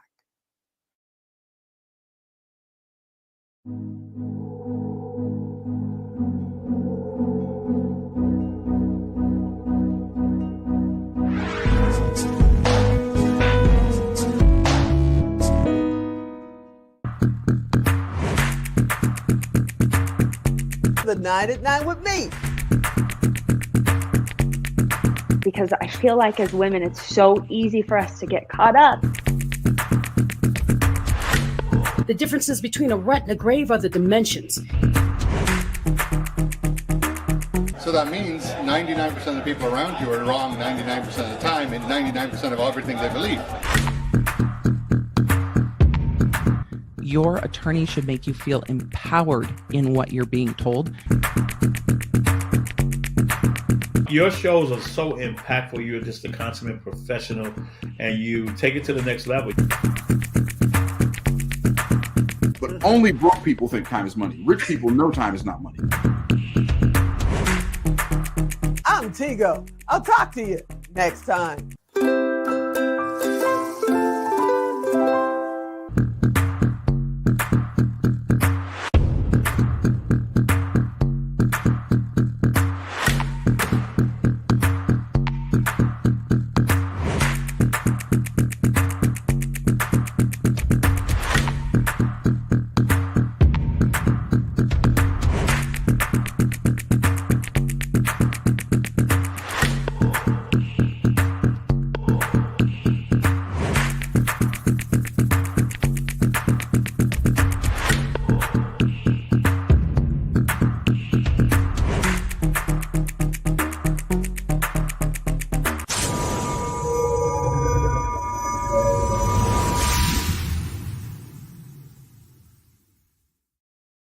Hey, welcome back. Yeah, we've said Trailblazer a couple of times today, and you might be wondering, what the heck are you talking about? Well, you know, we're already doing the Now Honors. This coming October 2nd to the 4th will be our 5th annual Now Honors, and we're super happy to be doing it. But we figured, why not do a sibling award? And that's going to be Trailblazers, and the summit is the Star Makers Summit. And we're honoring men and women at Trailblazers in March 20th to the 22nd. People like Sir Alex Stern and Larry Namer from eTelevision Network, and our founder of the year. She was also our International Businesswoman of the Year for the Now. She is the founder of the year, our very first one for Trailblazers. I'm proud to call her friend. I'm proud to call her sister. I'm sure proud to call her founder of the year. Hey, what's happening, Dr. Dame Shatira Wilkes? What's going on? Oh my goodness, how are you? I just found out that I'm the founder of the year. You are the founder of the year. How are you? I am I'm sitting here and I'm awesome. like, I didn't take that in. I just found this out right now. I mean, who else are we going to give the Founder of the Year award to but you? You have mastered being a founder. You're a sponsor for us. Thank you so much. You're a global partner. You're very And welcome. yeah, the Chicago Chicken Shack logo is proudly sitting on the screen right there in front of us. You not only have Chicago Chicken Shack, but you also have done other franchises. What made you decide, you know what, I could be a franchisee or I could be a franchise or? What made you decide to do it? Well, you know what? That's a good question. And thanks for asking. So for me, I found many years ago that if I umbrella myself in any area of art, I tend to do pretty well with art. Okay. So for me, even with the franchise where I'm a franchisee with edible arrangements, it is an accumulation of art. So I learned a lot being a franchisee, and I really do enjoy being the individual that is really creating my tomorrow. Because it doesn't really matter what job you're in, you always got a boss. Even when you're the owner. If you're the owner of your home, you got a boss. The city you live in is the boss of your home because you got to still follow all their rules, right? You can't just do things without their permission. So with that, I decided, you know what? I'll be the top person, at least in whatever I can be. It's not about the idea of control, because I don't really like that. I'm in control of a lot of my own paperwork, and sometimes, giving instructions. So that's not my joy. But I do like to know that I'm aware a little bit more, having the ideas in my mind that can create my own decisions. So that's why I've decided to also become a franchisor and create my own brand as well. You started this in 2023? As a franchise, yes. I started the business itself, just seeing how it would operate a couple of years prior, but becoming a legal franchisor, yes. And a franchise, yes, in 2023. Okay, so today is January 2nd, 2025. Yes. So I'm going to guess you started it spring sometimes 2023, right? It happened around that time because it was already in my mind, but we were already working on it. It took me a couple years to do so. And even now, there's always a renewal process. So it's always something going on with it, but that's exactly what happened. That's when it happened, for sure. And how many franchisees are there now? Well, you know what? I got to say this too, because it may not seem like a lot to many. My legal team insists on reminding me that if a person can get one in the first year, they're doing amazing. And we already have 8. So, and I have a lot more coming because I just opened up the other states. We're licensed in every state across the U.S. Wait. You already have 8 in about 18 months. Yes. I mean, most people, no offense to anybody, but most people take 18 months to decide to do a podcast. I kid you not. I believe it. And you have 8 franchisees, and now you're licensed in every state. Yes. You and I are talking about some magic possibly in Nevada. Yes. So come on now. You better stand. I'll pat you on the back. I know I'm patting you on the back right now. That is absolutely amazing. At that rate, you can have over 100 in the first 10 years. Well, you know what? The way my mind works, if I don't have 100 in 10 years, I'll feel like a failure, because even when my legal team was like, "Oh, you should be so happy you have 1," I was thinking, what? This is like, I'm trying to understand why I'm not at 25 already. So, I'm working on my 2025 goals. So it could just be the way I think. But thank you for that. I asked God to allow me the privilege to be a blessing to many and just bring them to me so that I can help them as they also help us as well. And it's been happening. Absolutely. And I know there are people watching right now that have maybe had the privilege of having Chicago Chicken Shack, which is delicious, by the way. Let me just put that out there. But they're thinking, I would love to own a franchise. I would love to, maybe be a franchisee for Chicago Chicken Shack. But I'm a single mom. I've never owned a business, or I've only done, real estate, or maybe they've done, some international network marketing kind of a business. They're going, can I do it? I don't think I can do it. What would you tell them? Well, one thing I would say, just like Henry Ford said, whether you think you can or think you can't, you're right. Okay, so that's number 1. And I just want to say, as far as I'm concerned, even for me in my own personal life, there's been nothing that I have entangled myself with that even turned out to be a success that I knew anyone in, that I was a part of previously. I just said, listen, if one person has done it, I can too. I just believed it. And I think that is the focus towards success that most need to take. And I'm not really big on giving people instructions, but I do know when you are serious, when you decide that you want to grow in whatever part of the life that is for you, you'll do it. So, and there's always room. So even when you want to be like a franchisee with Chicago's Chicken Shack, we have a full team. We have a team that will show you everything from the beginning to the end. You're never alone. So I understand that, because I want you to be a success, because your success creates it for us too. Wow. So who is your perfect client? Who is the person that you're looking for to be a franchisee? Are they a certain education, a certain age group, male or female? Or are you open to just interviewing and talking to someone that thinks they may be ready?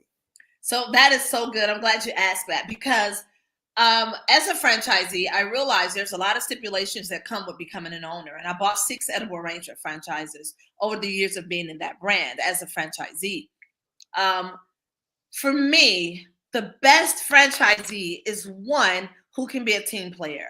If you're a team player and you know that you can come in and follow instructions easy, like we know that you can fry chicken. Everybody sometimes feel like they're the best chicken fryer ever, but we're not using your recipes, unfortunately. I'm sorry. But if you can follow the instructions that we show you and you want to be a success, you are a great candidate. Because my job and my role is to aid those who normally have a hard time and difficulty getting into other brands. I know that, I see it as a minority, but that's no excuse, because we can also just aid you. If you believe that you can do it, it can be done. That's it. But not only are you a franchisor for the Chicago Chicken Shack franchise empire, we'll just put it out there, Thank empire, you know, but you're also doing sauces. Sauces are amazing. Sauces are amazing. Can you tell me a little bit about the sauces? Because aren't you bottling those now? Well, you know what? The thing about it is, thank you for recognizing that. But in order for us to be a brand that grow easily and efficiently, I must sell you consistency. And that's what I do. So I created all of my own sauces and seasonings and all that great stuff, so that no matter what state they come to, it tastes just like it does here at home. That is the goal. But you know, I want to say this to you, Tico, too. It's so much bigger than even my branding. As you may know, Chicago Chicken Shack, we now also are 501c3. We have Chicago Chicken Shack Cares. As you know, for many months, I have been feeding 300 to 500 families a month for free, and I love it. And now we have a foundation. It is listed on our website, chicagochickenshack.com, and you can click on Chicago Chicken Shack Cares Foundation, and you can donate as small as $1, whatever you want. We want everyone to know that, because as we bring on franchisees as well, no matter what state they're in, once a month, we're going to be feeding families, 300 to 500 families a month. And that is the biggest joy. I ask God to allow me the privilege to not only be a philanthropist in the way that I've been doing it, but in a way where it can help people across the world. And now that my brand is licensed across the US, we get to do that as well. And you get to taste our amazing food. What stops you? Does anything stop you? Because every time you and I talk about anything, you're like, oh no, let's go. You don't stop. But have you ever been just stopped in your tracks and had to think about it for a second before you took off to the next level? Nothing actually stops me. And I'm going to say this to you, because I have been privileged to experience so many ups and downs in life. I have been a woman of every aspect. And even with that, I want to say thank you again, Now Honors, for awarding me a couple of years ago with the International Woman of the Year award, because I still hold that award. And I am so graciously appreciative. But I've also been awarded in life privileges that feel like problems to other people. But I looked at them and I grew from them. So nothing stops me, because I've already crossed those tracks. There's no reason to stop. You're amazing. And Miss Linda's out there. That's your mom. Everybody, I know I love her. We all love her. When she's in the room, you just feel the energy just hum. Yeah. And a little birdie told me that she's going to get presidential lifetime at Trailblazers. Yes, my mom, Linda Wilkes. I'm so excited for her. We'll be receiving the Presidential Lifetime Achievement Award in March at the award ceremony, the Marketer Summit, and the Trailblazing. It's just going to be exciting. March 22nd, if I'm correct. I want to make sure. The evening of the 21st is the actual awards, but we're going all week. You know, we do 3 days, but the evening of the 21st, you'll both be on the purple carpet this time. We're doing purple carpet for Trailblazers, and I can't wait to honor both of you. It's going to be absolutely amazing. And when Miss Linda's in the room, you know it. At least I do. I know when she comes around the corner. It is. And you know what, Tigo? I want to tell you, thank you for partnering with us as well. We're looking forward to a Chicago Chicken Shack opening in Vegas or some part of Nevada. But again, everyone, as we feed the world, please, if you like, be a part of it. Go to chicagochickenshack.com. You can donate. Click on Chicago Chicken Shack Cares. This is a movement also within the community, and I'm so thankful. Thank you. We're so thankful to have you in the community. But, you know, when you come to the event, both of you look fabulous, you and Miss Linda. and your purse game is tight. And people say, "Ooh, look at that bag." But you kind of started your journey in purses, correct? I did.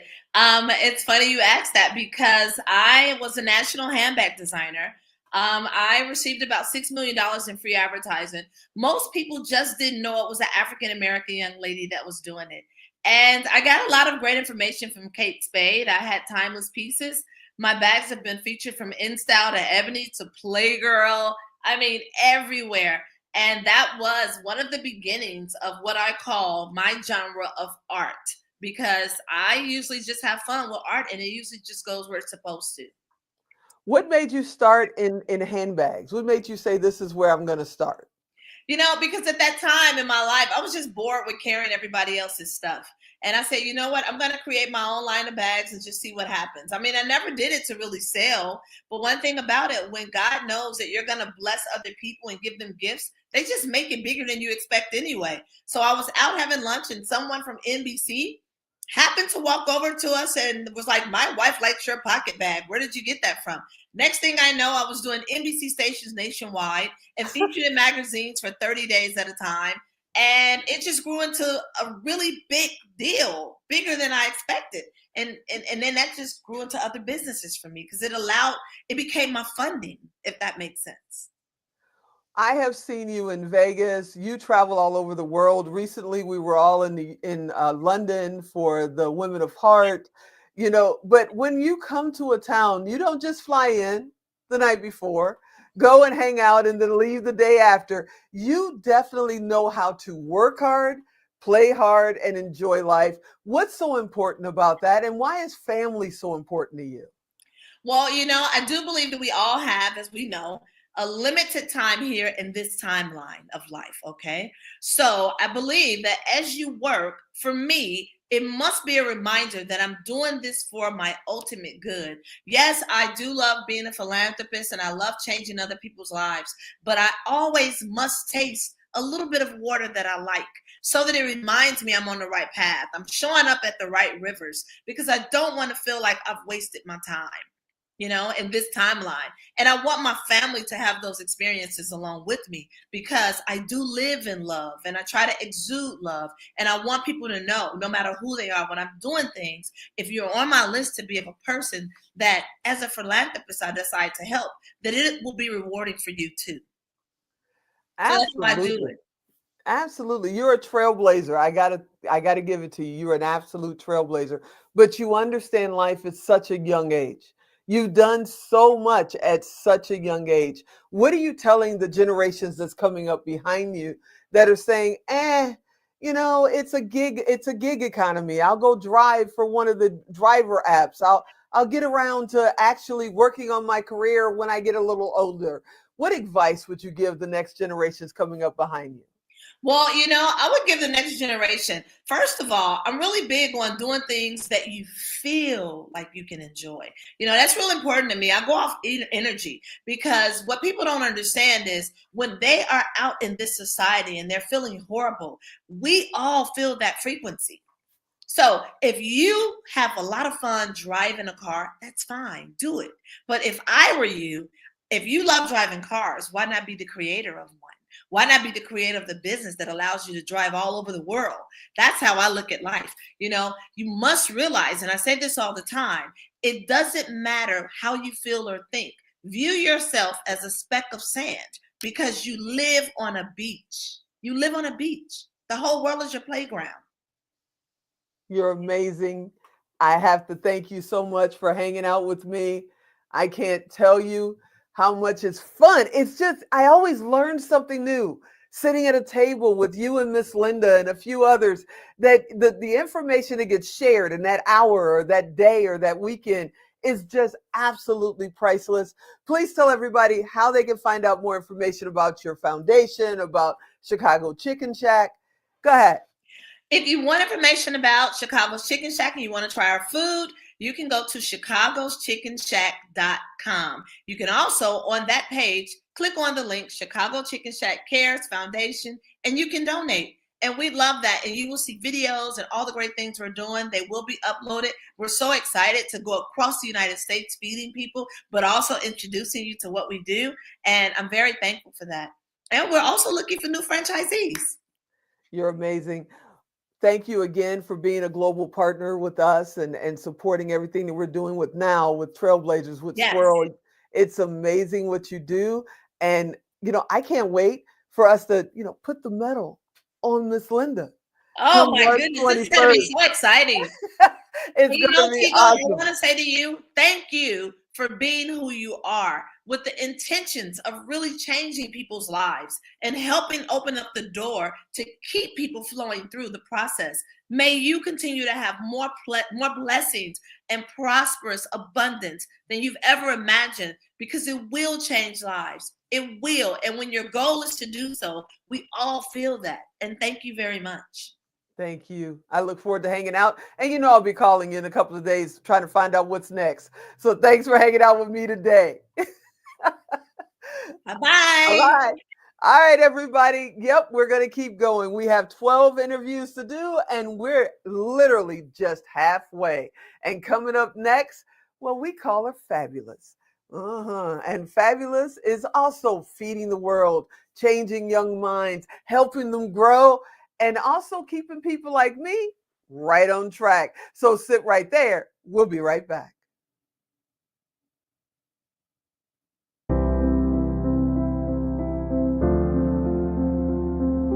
Fortunately, a lot of people don't have boundaries. They're learning them as adults, that they can't just come and offload. What are you doing? What's wrong? So today is for giving those hints when we see something's wrong, how to say it in a way that it's going to make it okay. Makes all the difference in the world. Sometimes that's enough to just relieve the pressure of feeling bottled up. That nobody sees me anyways. Nobody's going to hear me. But if that nonverbal is more communication than words ever express, to tell somebody they're seen and that their body language is heard, it's a beautiful thing.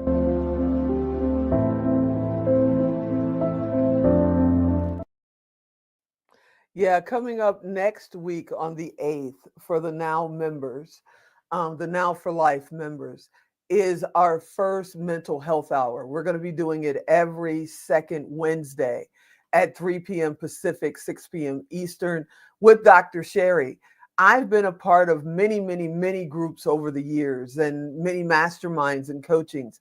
I've never seen a group do an intentional mental health hour or mental health event in their group. And we want to do that because I've had my ups and downs for sure in my whole life. But I've also had the blessings of having somebody in my corner I could go to and say, this is what I'm feeling. This is where I'm at. I can't see the sun. I'm feeling kind of cloudy, and having somebody be there. So Dr. Sherry not only is a major part of our new network coming up, Squirrel Vision TV, but she's also a major part of the Now Network. And she wants to support and give back by doing this hour. And many people have asked her to do a mental health hour, and she said no every time. And she said absolutely for the Now group. So if you're a member, please remember to join us for the mental health hour. It will not be recorded. It will be just the family of the group, of the Now4.Life group, getting together and sharing. So please join us. If you're not a member, join us. It's now the NOW4.Life. It's been rolling by on the screen as we've been doing this today. Come hang out with us and join this family. We have a blast, but we also have your back. Okay, speaking of having your back, this woman is funny. She's fun. She's energetic. But when it comes to caring, she's on the top of the ladder. Yep, we call her Fabulous. Y'all might call her Camille Robb. What's happening, Fabulous? Tigo!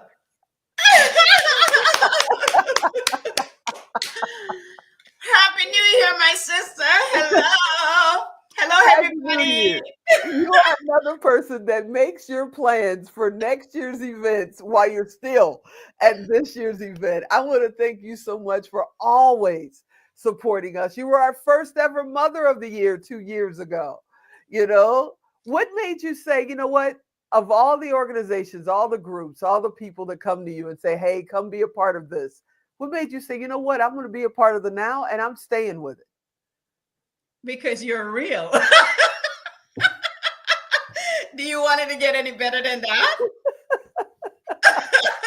You say you're real. That's it. You're real. I like people that not just worry about the money. I like people that work from their heart, because I'm a heart person. You know, yes, we all need money, but you have to make that connection. And Tigo, you have that connection. You look out for others. You're not worrying about the next person. You worry about how you can help the next person to the next level. And that's what I love about you. And that's why I said yes. Because even when I was running all over the place, going crazy, you're like, hey, do you need some help? How can I help you? How can I serve you? Others don't ask for that. They want to find out how much money I can get from you. I know a lot of people are not going to like what I'm going to say, but you asked, so I'm telling you. Please. Okay? It's straight up. You have to be genuine. Don't come to me and say you're going to help me and then you don't. Don't take my money and then you say you're going to help me and you don't. And I've run into a lot of that. So this is why I stay away from people like that. So now I have the Now honors and I'm excited to be here, as you can see. And I have Tigo to help me with whatever I need. And she was helping me before I was an honor member. Hey, I've got great people, including you, that I can call and you guys will come running. So if you call, you know I'm coming running. That's just how it goes. That's the way it should be.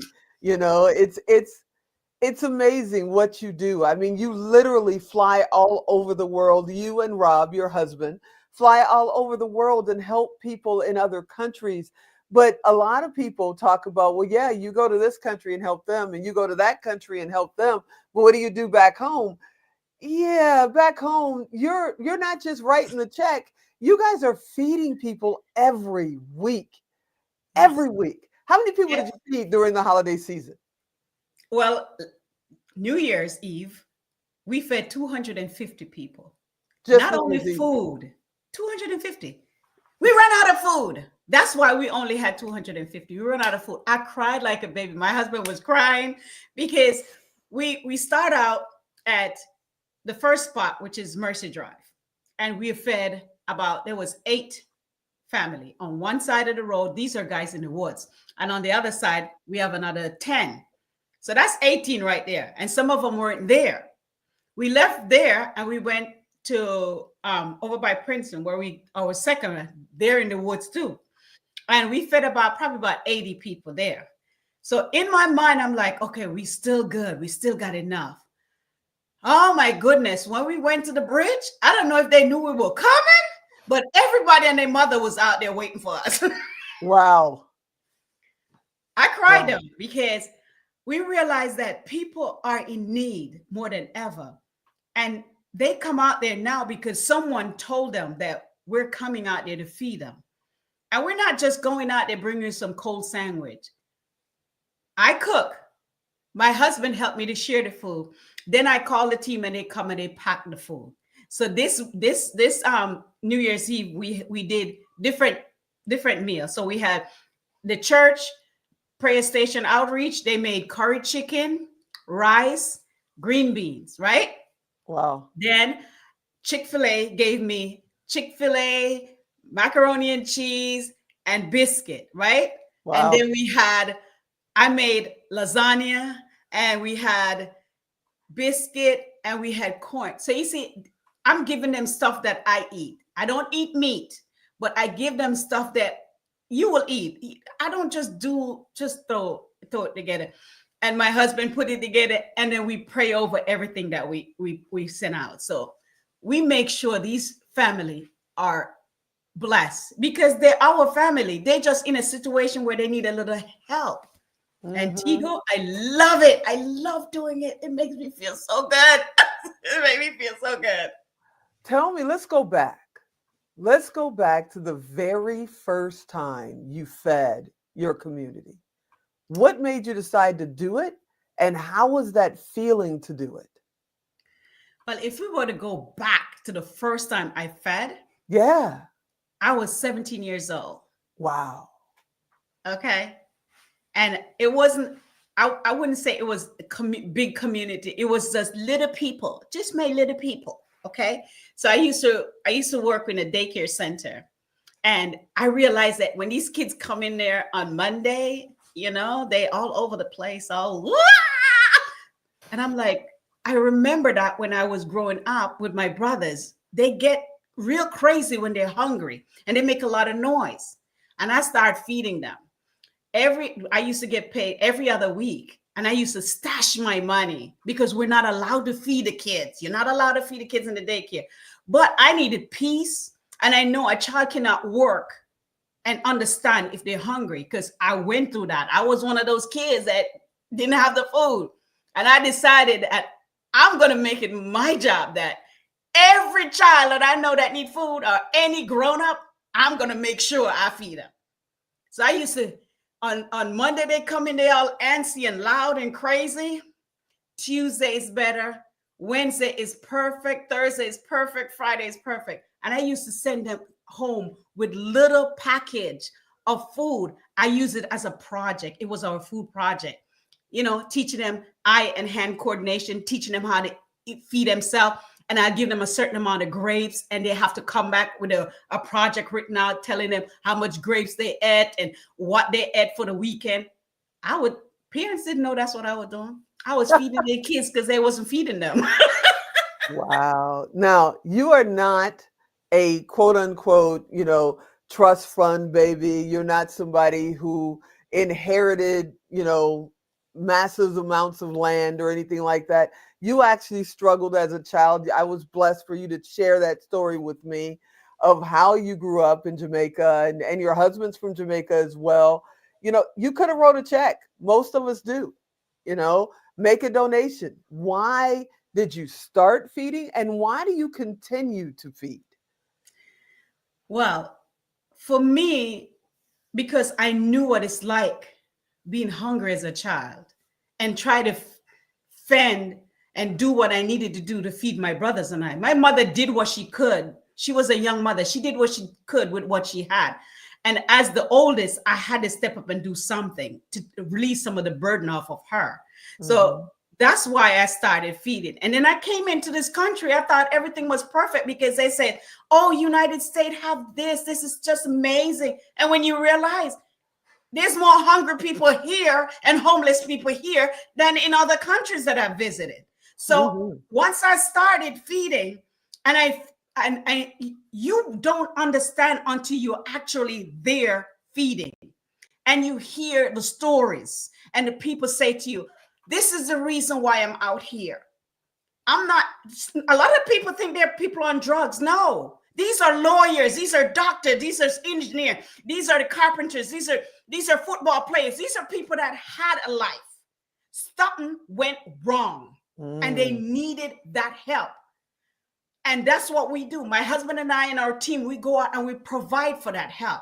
We don't look at them as if, oh my God, you are on drugs, we can't help you. No, we feed everybody. I watched my team this New Year's Eve. I wasn't expecting everybody to show up. My husband and I, so this is the four. This is the four original team. Robert and Melissa Howard, they own His and Her Tattoo. Camille and Albert Robb, that was it. That's the big organization. Okay? And everybody see me doing all this, and that was it. But Southside Church show up, and the team came in. I watched them hold people's hand, give them their food. They saw me putting socks and shoes on people. So they said, okay, we need to do this too. Wow. And they do. They said, we cannot do anything different from what we see Miss Rob doing. Miss Rob go up and Miss Rob hug and Miss Rob pray. Miss Rob go out and bring food. Miss Rob don't just throw. No. When somebody needed a jacket, my husband took his own off. He looked at me. I said, baby, he don't have a jacket. He's a kid. He don't have a jacket. He looked at me like, Lord Jesus, this woman want me to take off the jacket. It's 50 degrees outside. And I look at him and he went into, he didn't, I know that look because I know my husband. I know that look. This is my favorite jacket. I'm about to give it up. But you know what he did? He went inside of the truck. He took that jacket off. I put it on that young man. And that young man, he said, where did you get a jacket from? You said you had no more jacket. I said, my husband is sitting in the truck. And he took his jacket off because he doesn't want you to be cold. Wow. You know, he went and hugged my husband. He went and knocked on the door. And my husband came out shaking because it was cold. And he said, sir, thank you. Thank you. Thank you so much. And it made my husband cry. So although I asked him to do that, he knew why I asked him to do that. Wow. We are willing to give up so the next person can get up. That's what we do. Wow. Okay. Now, before I get into the next question, I know people are saying, how do we help? How do we support? How do we get in touch with Fabulous? Can you tell them how to get in touch with you and the name and website of your organization? Okay. Now, a lot of people always ask, how do we connect with you? I'm going to spell it so you can get it. Okay. jfc4u.com or jfc4u.org. Any one of them you put in, I'll show up. So it's jfc4yu.org. Okay. jfc4u.org. Or you can simply send me a message on my phone. My husband hates me giving out my number, but guess what? I answer my phone to who I want to answer it. So 407-489-5738. I tell you, every little bit help. Every little bit help. Every little bit help. So what are you looking for other than, of course, financial support? What else can they do if they're in your community? Because you're in Orlando area, correct? Yes. Yes. So if they want to come out and help feed or something, is that possible? Oh, yes. Oh, yes. So right now we feed every day. Okay. Every day. I have a chef that goes out every day and feed. On Wednesday, we do a big feeding. So on the rest of the days, he go out, you know, and he feed about 80 people, 100 people. That's how he can, because he's doing it. So if I can get people to help him, then I can give him more food and he can feed more people. So I have him and I have people in Sanford that's feeding. I have people in Kissimmee that's feeding. So I have people that go out every day and feed. So we're not just feeding families one day a week. We feeding them every day because people got to eat. Okay. Now, you're feeding every day. You've been doing it since you're 17. I'm not going to tell your age, but we're just going to say you're over 25. It's been a minute or two. So what makes you say, I'm going to take in international students from around the globe into my own home so that they can get their education? And then you go, and then on my days off, I'll fly to Africa and help people there. What made you decide to do this? My husband said, because I'm crazy. But the reason why I did the exchange student, because I experienced that. I am a solution. I am not a problem. When I came in this country and I wanted to further my education, becoming a nurse, because that's what my grandmother wanted. I didn't want to be a nurse. I wanted to be a pediatrician. She wanted a nurse and then she wanted a doctor. So I honored her because she took care of me, right? I came in this country. You think anybody would help me? That was in 1990. Nobody would help me. And we didn't have internet. We had the phone book. Yeah, that big thing that held the door open. I got it. Exactly. Yep. And I used to sit on it when I first got my driver's license because I was so short. So I just had to put it in my head for a second. So with all that, I had to figure out a way how to get to college, get my degree, get all that stuff. So I had it the hard way. And I said, okay, I have to figure out how I can help. And then I find students that are coming in and having the same problem. Then my daughter, she became a student ambassador for the United States. And I sent her to Europe. And I realized that it's more needed than ever. And the experience that she had with a homestay mom was amazing. It changed my daughter's entire life. And she said, Mom, you're already doing it. Why don't you just do it? Because we were doing it for free.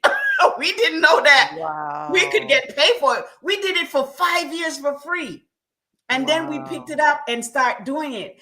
And now it helps me because the money that we make from the exchange student, we use it to put and feed into JFC for You, so we can help other people with their education in the different countries. Wow. You know, I love you. I thank you for hanging out with us today. I know you and I could talk all afternoon. All of our sisters in the Now, we can sit here all day and talk. I can't wait to see you because I know you'll be here. You're also the chair for events for the Now. It's like you're a part of that too. I thank you so much for always having my back and always having the Now back. You are absolutely, well, fabulous.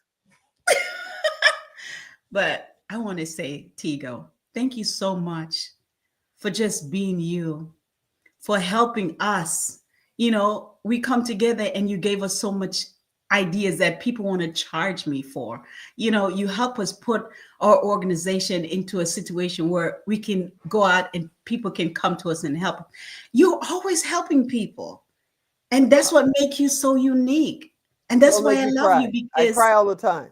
Don't make me I don't want you to cry. I just want you, I want to give respect where respect is due. I want to make sure, because you're always elevating people. You're always elevating people. And I love that about you. You never take time out and not give it where it's due. And that's why, and my husband, you know, my husband loves you. He loves you so much. Yeah, I love my brother, Rob. You're the best. I'll call you when we're done, but I thank you so much for hanging out with me today. And thank you so much for having me. I'll stay blessed, stay safe, and stay absolutely fabulous, darlings. Love it. All right, everybody, coming up next, we're not even going to take a pause. We're going to go straight into it because she's sitting there. I can see her. Yeah, when I met her, she said, I'm a numerologist. I went, huh? What does that mean? That was almost 5 years ago. And I can tell you, she comes a running every time we call. And sometimes when I don't even think to call her, she says, what are you doing? I'm here for you. How can I help? Yeah, she's way more than a numerologist. She's a friend. She's a sister, and she's in the house. What's happening? Cindy Van Arnhem. Oh, wait, that's my fault. There we go. Unmuted. There we go. Oh my gosh. So excited to be here. And Mars and Jupiter are making an appearance today too. I have to tell you a quick story now that you said that. We were in a meeting. You weren't there. It must have been when you left the Tuesday meeting the other night. And Sherry was talking about her lights going off because they were on a timer. And I said, well, you could always do what Cindy does. Just let the cats run through. My cats get blamed for a lot. How are you? What is the plan for you for 2025? I mean, you're always on top of it, but you got so much going on right now. I do have a lot going on right now, but it's because I understand rhythms and patterns that it's easy. It's easy. So I'm excited for 2025. I think 2025 is going to bring in a lot of change for us and a lot of shifts and moves in a good way. We're creating space for what's next in 2025. Okay. You changed your brand. You changed pretty much how you're doing your business. You had a very successful business and you still decided, you know what? I'm going to put on different tires on this car and we're going to go up this hill. Yeah. What made you do it and what's different? Yeah. Well, first of all, I'm always an advocate for always doing what lights you up and being inspired. And there were things in my business that, although they were working, I was no longer super lit up and inspired by it. I felt like I had so much more to offer to my community and what I teach and how I work with my clients. And as I started leaning into what 2025 has in store from us on an energetic level, I started seeing the patterns of what needs to shift and what needs to move. And so why not set myself up for success prior to that energy so that I can leverage it to my advantage? Why? Why? Yeah, literally, why? You were fine. You know, people go and work the same job for 40 years. My dad ran steel mill. You know, he worked the steel mill 37 and a half years. Mm-hmm. Why make a change when you were already comfortable? Why get out of your comfort zone? Because I don't like being comfortable. I like change. I thrive on change. And if we are ever going to grow as a human race, we need to be able to step out of that zone of familiarity and do things that are different and unique, and to step into those places that feel really scary, yet you know they're going to force you to grow in a good way. I don't believe in sticking anybody, especially myself, into a box. I don't think that we were put here to work 40 years in a certain job. Some people do that. Some people don't. If you love it, that's great. But if you don't love what you're doing, what's the point? We came here to thrive. We came here to be passionate about what we do. And we have these specific gifts that we were given by God. We need to be sharing those gifts. God didn't give you those gifts so that you could hide them behind closed doors in a closet where you never talk about it and never share it. And God didn't give you those gifts so that you would suffer or never learn how to step into those gifts and really own and take ownership and claim those gifts as your own. And we were given those gifts so that we could thrive. So use them. I want to congratulate you. You know, I want to congratulate you because, and I want to thank you because you gave us the privilege of producing your short story, Yellowbird.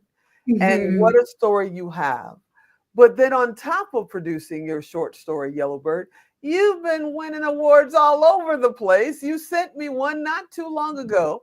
Film was not something I don't believe film was something you were even thinking about before we approached you about doing your story. How has your life changed since we did your short? Oh my gosh. Well, first of all, thank you. And thank you, Beatty, for seeing that story as something that could be shared.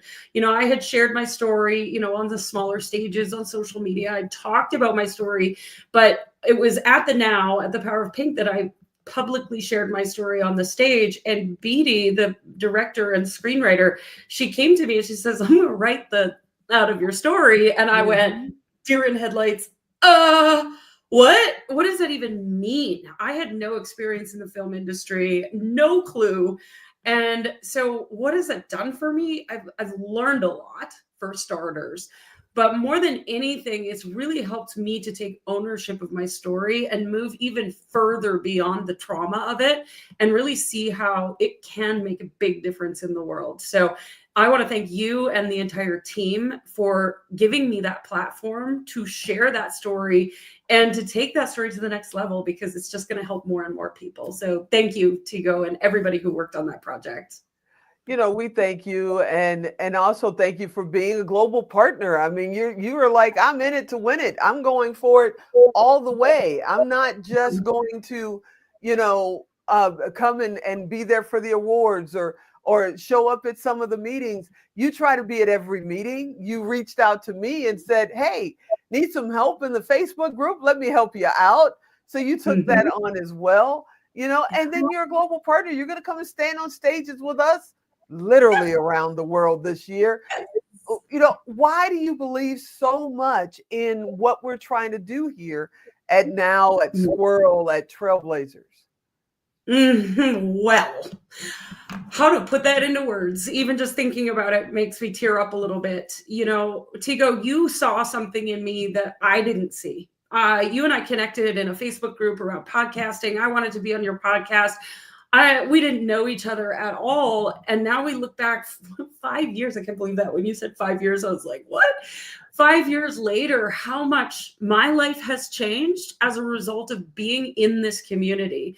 You know, every time we come to one of the live events or even the Zoom calls, you know, I just know that I have all these women who have my back. And I know that they feel the same way about me. If they need something, I'm there. If somebody reaches out to me and says, I don't know how to do this thing, I'm going to help them figure out how to do this thing. But there's something magical that happens in the room at those events that can't really be put into words. It feels like home. It just feels like where I belong. It must feel like home because you bring your fiance. Hi, Tyler. And my mom. You bring your mom. Hey, Kathy. And Kathy became literally our official mom of the now. You know, she's got the best hugs in the world. You know, Yes. so you absolutely must believe in it. But then something happened, something called the playground. What's the playground? What are you doing in it? And where are you going? And are you still going to take my calls? Oh, yes, I will. Okay. Yes. So the possibility playground is something that's been percolating for a long time. Most of what I support my clients with is emotional mastery and understanding how to use collective universal energies to support their business growth. And I do a lot of that in the online space. So social media is something that I help my clients with a lot. But in order to create consistency in the social media space, you also need emotional resiliency and an understanding of who you are and how you show up in the world. And this all comes out of the Possibility Playground. It is a space for entrepreneurs, mentors, coaches, anybody who's in the online space wanting to grow a business in the online space to settle in to a place where you discover who you are, but also understand all of the collective universal energies that we're experiencing, you know, those good old full moons, new moons, Mercury retrogrades, and things that happen that don't seem to make sense. I hope you make sense of it, but not from a place of what's happening currently, but what's happening in the next week, in the next month, in the next 6 months, so that you can plan accordingly and leverage that to your advantage. So in the Possibility Playground, we talk about how to create consistent content based off of these energies that everybody's experiencing.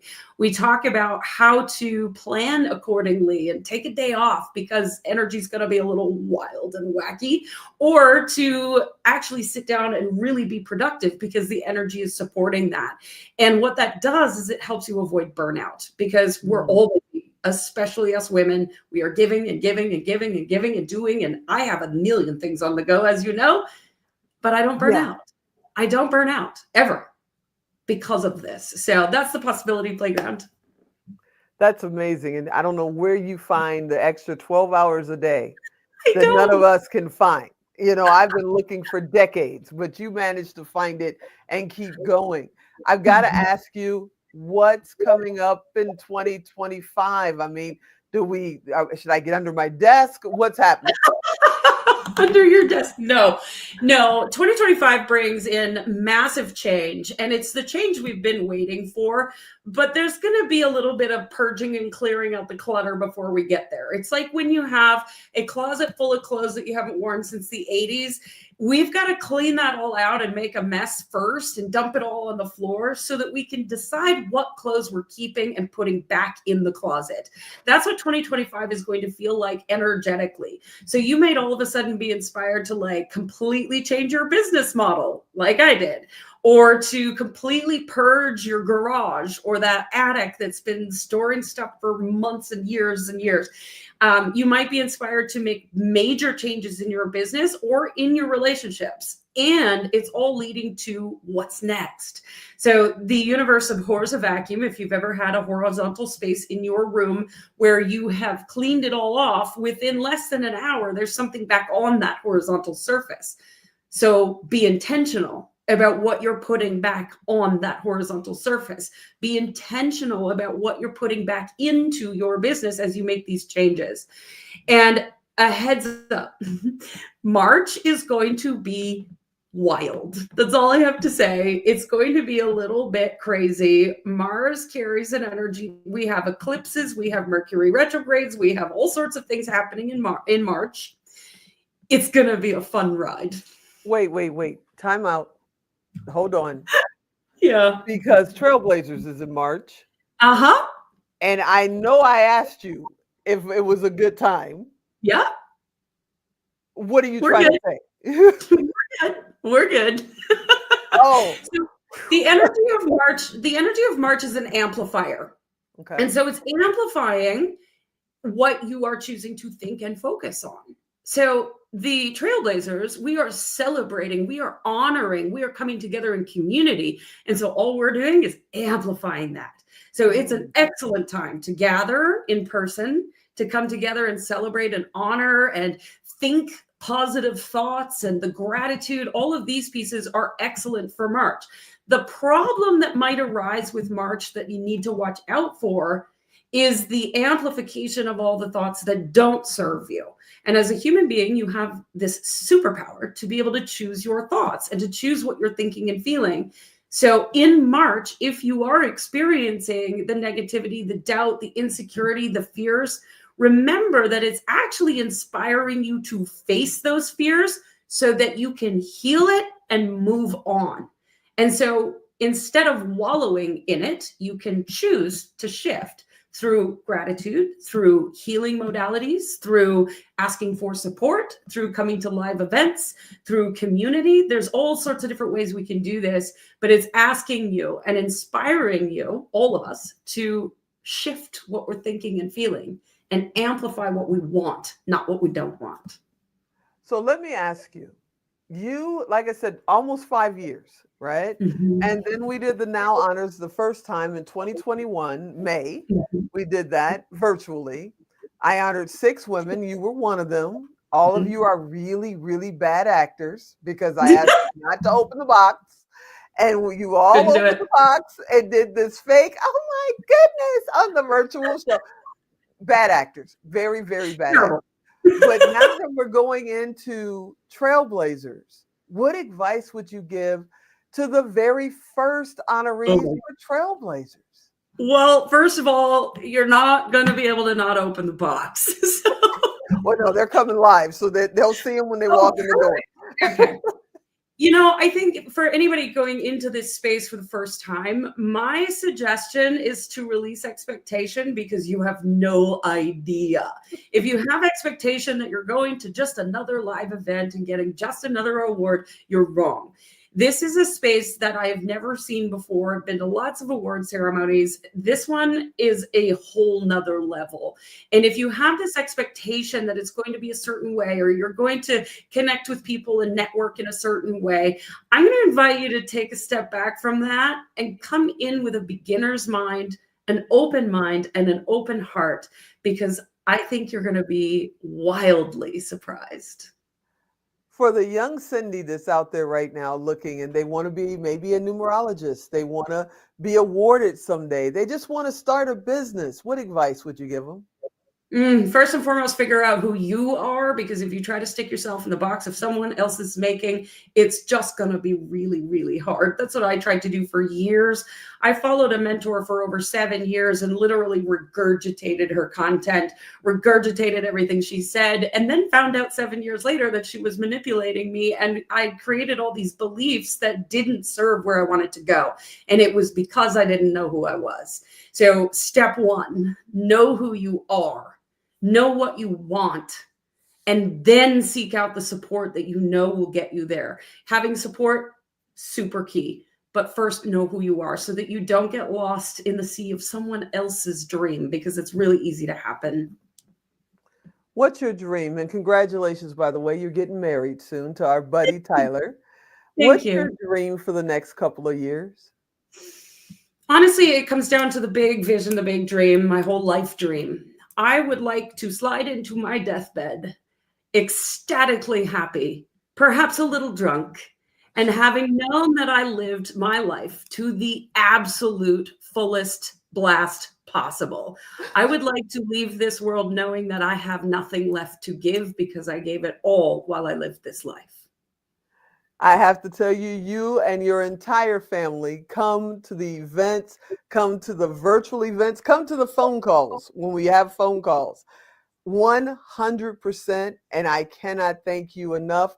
I'm so glad you're a part of my family. I can't wait to see you get married in a short little over a year. It's going to be absolutely fabulous. And from what I understand, Sandra Fall Couture is doing the dress. So I know Yes, that's she going is. to be amazing. Oh my Yeah, God. I Yeah. can't wait.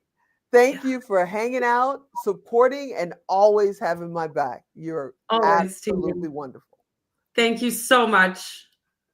All right, everybody. I can't believe we're almost we got like a little over an hour and we're done with this summit. Man, it feels like we just got started. Well, what's coming up next? If you knew me at all, you know that education has always been important to me, but dyslexia has made me go, I don't know if I want to do that. And I've had a couple of opportunities to go for my PhD and get my degree. And I said, are you kidding me? I'm not writing a dissertation. And then this wonderful family came along and said, yes, you are. And we're going to show you how. And it's going to be absolutely wonderful. And I said, are you kidding? Well, I'm months into this thing and it looks like it's going to be amazing. And I can't wait to tell you all about it. So sit right there. We'll be right back.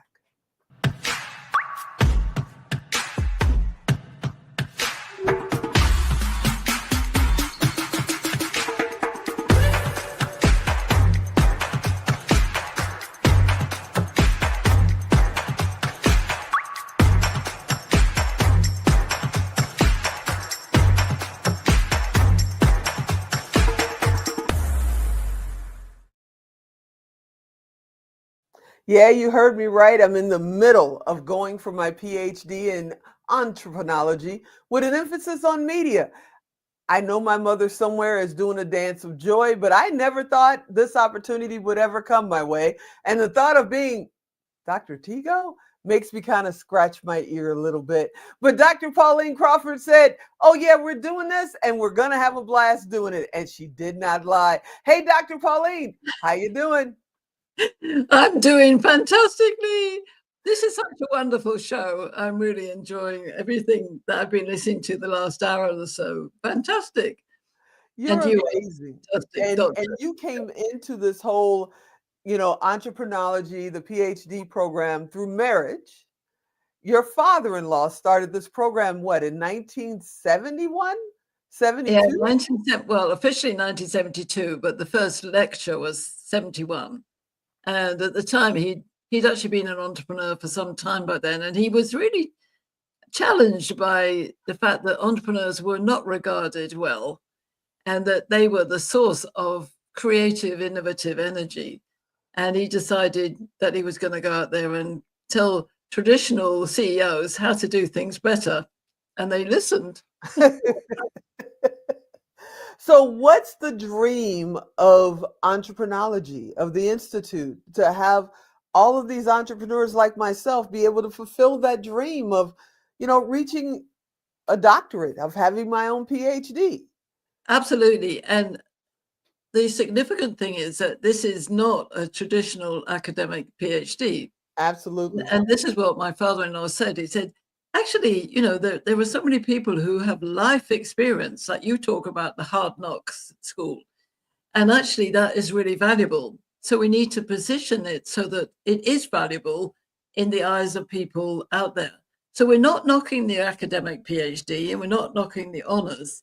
What we're saying is there's a life-earned credential, and it has substance because you are of substance. And now when it comes to women, and this is what I met when I came to the Power of Pink and the Now community, women do things differently to maybe the traditional experience of men over the last 100 plus years. And that's what I'm excited about as well. It's about taking our life experiences and sharing those, especially with the young adults who are looking around this world and going, oh my God, what the hell is going on? We are the wisdom that can help intergenerationally. And that is really, really exciting. Who is the perfect student? Who are you looking for this program? I'm looking for those people, especially as I've met through you as well, that really want to give back, but they're actually very astute at also creating products and services that make money, because wealth and money actually drive the ability to also give back. And that's what's exciting. It's not about making lots of money and putting it in the bank or under the bed, which is useless anyway. But it's women and men, but especially women who have done so much in their life that didn't come from a classroom. It came from being, from living, looking at survival, looking at how can we make things different. And I'm really excited about making life different, because in that difference, we can joint custody the world. So I see us as custodians of our brilliant life.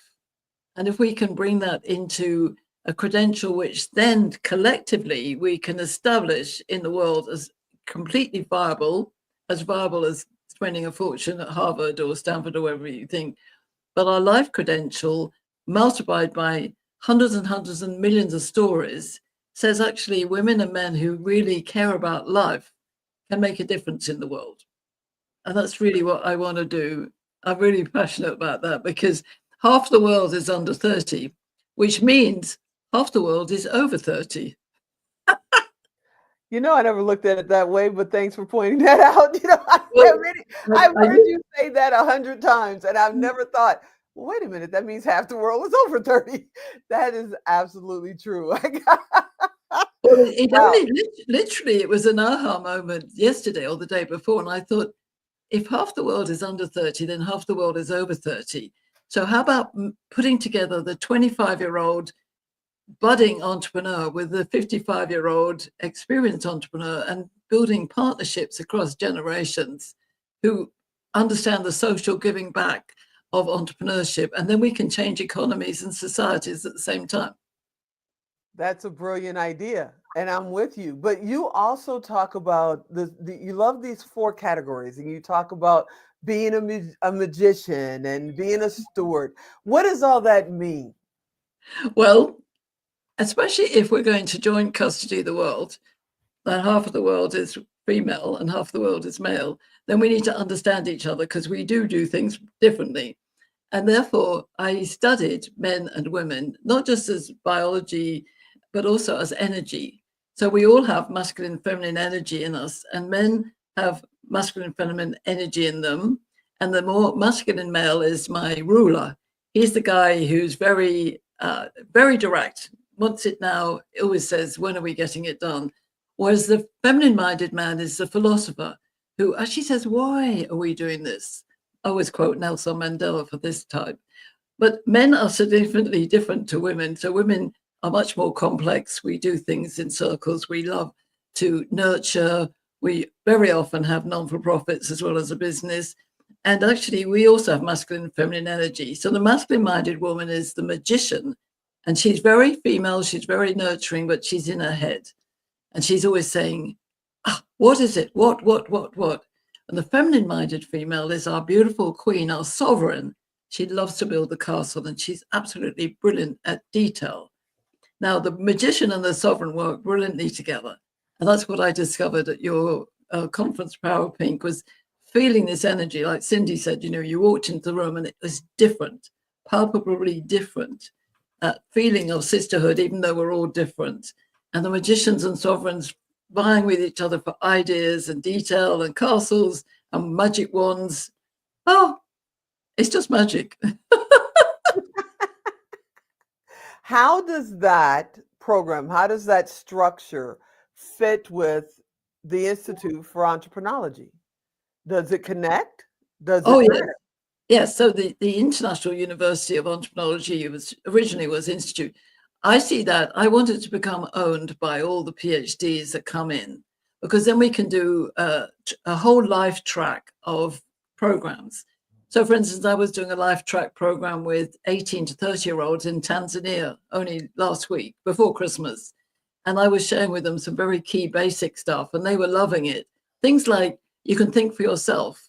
Your natural way of doing things is important. It's not what they always teach in school. So the university is now changing because of you as well, Tigo, because as you said to me quite wisely, entrepreneurs don't always have time to write a dissertation. Some will love to write, but those who are not writers, who are very visual, we're going to do this all by video capture and download transcripts and use AI prompts where we need to, but it's still about your life. And that's what I'm excited is about, doing things in different ways, because that's what the young kids, the adults of 18 to 30, they're already lived on their mobile. They've learned everything on Google. That's another university. But it's about adapting things. So our motto in the university is knowledge, experience, and imagination. And actually, imagination is the most important part, because that's the spark of energy. That's what Einstein said. And imagination is infinite, knowledge is limited. So it's not doubting your knowledge, but it's saying, not do everything right. Ask the right questions. Ask the different questions. And I really want the world to be designed again by men and women together in joint custodian nature of authentic harmony, because then we will eliminate violence. We will feed the people who need to feel like Fabulous Camille, and we will actually learn how to look after our lives and our bodies. Instead of just being wealthy, we'll be healthy and wise. We are, I don't know, a quarter maybe into this program, into, me working to become Dr. Tigo, which scares the what out of me. And I'm loving it because I'm revisiting memories that I've not spoken about in I don't know how long. And I'm seeing the vision of how things happen. Hindsight is 2020. And when you're living in it, when it's happening, you don't see it. Even with the Now Honors and the Power of Pink, when I'm living in it, we're running around like crazy people as a team, getting this event done. And then when we have the opportunity to look back, or we have the opportunity to talk, and now with our community of now, and sharing those memories, it's amazing. And now you've got me doing it to earn my PhD. I think it's absolutely brilliant. And I'm loving doing it with you. It's so exciting going back over your life and leading those stories. And I remember when I presented at the Now conference, the Power of Pink, everybody in the room said, I said, do you want to hear Tico's story? And they was going, yeah, we do. So, but I really want to thank you for putting in the video capture and the transcript, and really understanding that we can do this different ways. We can do it by video, by audio. If you want to handwrite what you do, you can do that. The idea is you're sharing your story in a way that expresses the lessons that other people can learn, especially those under 30, for those over 30, because we are joint custodians of the world, male, female, and older, younger. So I'm really excited.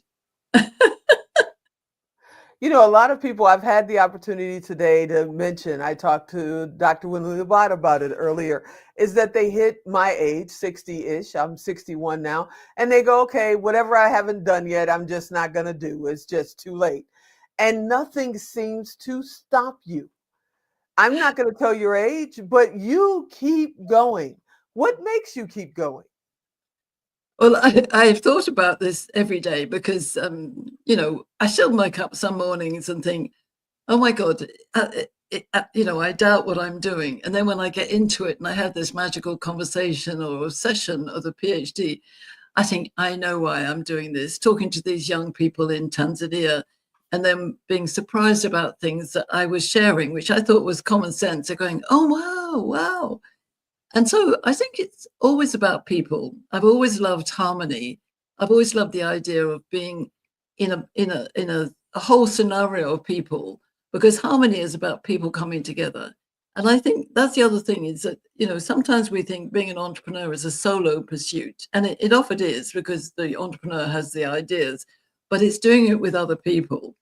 And like you, with the Now community and the family that you're building, that is so exciting, because we can be ourselves. Like Cindy said, you be yourself, but you've got other people around you, and loving the difference, and being very, always being valued by other people around you for who you are. I'm 75 now, and I plan on another 20 years. That'll make me 95. And as long as the world doesn't blow up before then, I intend to make a difference. So wait a minute, because were you here earlier today when Coach Doris was talking about 100 and Ann was talking about 105? They're going to get on you about the 95 because well, I did actually write my legacy document back in 2007, and I planned to die when I was 101, just because it's a round number and it's 2050. But that's me. I'm very flexible. I could probably change that. But I love numbers. So Wendy said 75. Yes. Well, when I met 5 years young, Wendy. When I met my husband and I was 63, he demanded to see my passport because he said I couldn't possibly be 5 years younger than him, but I was. I think I'm blessed to be coming from a family of very long-living people, and my genes are good. But I think it's about loving life, even when things are going a bit pear-shaped, is being able to laugh at yourself, keeping the smile going, even when you're feeling a bit down inside. And that's what I do. I make myself laugh. And I think, right, today didn't go so well, tomorrow will be even better. Today went well, tomorrow will be even better. For me, you have been talking to me for almost a year about the PhD program, and I've been, okay, I'll get to it. Maybe I'll think about it. For those that are thinking, I'm barely getting through the day. I just cannot. I have no time. I'd love to have it. I'll just pay somebody. I'll make a donation to a university and get an honorary degree. But the idea of actually being presented with something that you've earned because of your life's effort just blows my mind. So what do you say to someone who says, I just don't have the time? Well, as you know, you're an absolute example of somebody without time. And to be honest, any entrepreneurologist worth their salt hasn't got time. But we do have time to go to the bathroom and brush our hair and eat. So there's always time to do things that you really want to do. And I mean, there is a structure to it. There's questions, there's exercises. I'm there as your mentor, your coach through this. And actually, my vision is to help you enjoy it. And when you enjoy something, you find time for it. Whereas if somebody said, oh, this is going to be really arduous and you've got to go to the library and blah, blah, blah, you wouldn't do it. I went to a traditional university many years ago, and I only just scraped through, to be honest, because I just didn't want to go to the library. Whereas I really love to do it because it's part of your life. So you're researching your own life. So it's very, as you said, you're remembering things that actually you hadn't thought about, and then you're understanding the lesson. So it's not wasting time, it's proactively creating more. And what I found with many of our PhDs, they suddenly get this aha. We've got this wonderful guy who lives in Washington State, Florida, Monabunda. He changed his whole way of doing business during his PhD because he suddenly realized he needed to replace himself and go out and change the health of Africa. So wow. No kidding. He's out there challenging about 8 countries, I think, to listen to him about health in Africa. Wow. Wow, so that's amazing. It's an investment in yourself, really. And the other thing that we had spoken in one of the meetings that you're doing is you're also with people that have gone through the program. You're going to create opportunities for them to pass it on and be coaches like you are for us to be coaches for new people coming through the program, correct? Absolutely. So this idea of intergenerational wisdom, which, as I say, I've just started the first project in Tanzania, and that's actually going to be very explosive. I was talking to my contact there today, and she actually doesn't want to work with her young people only in Tanzania. She's already got her eye on several other African countries. So anybody with connections in Africa. And I was realizing that I've got so many connections. Now, the 18 to 30-year-olds is the biggest demographic in the world. Wow.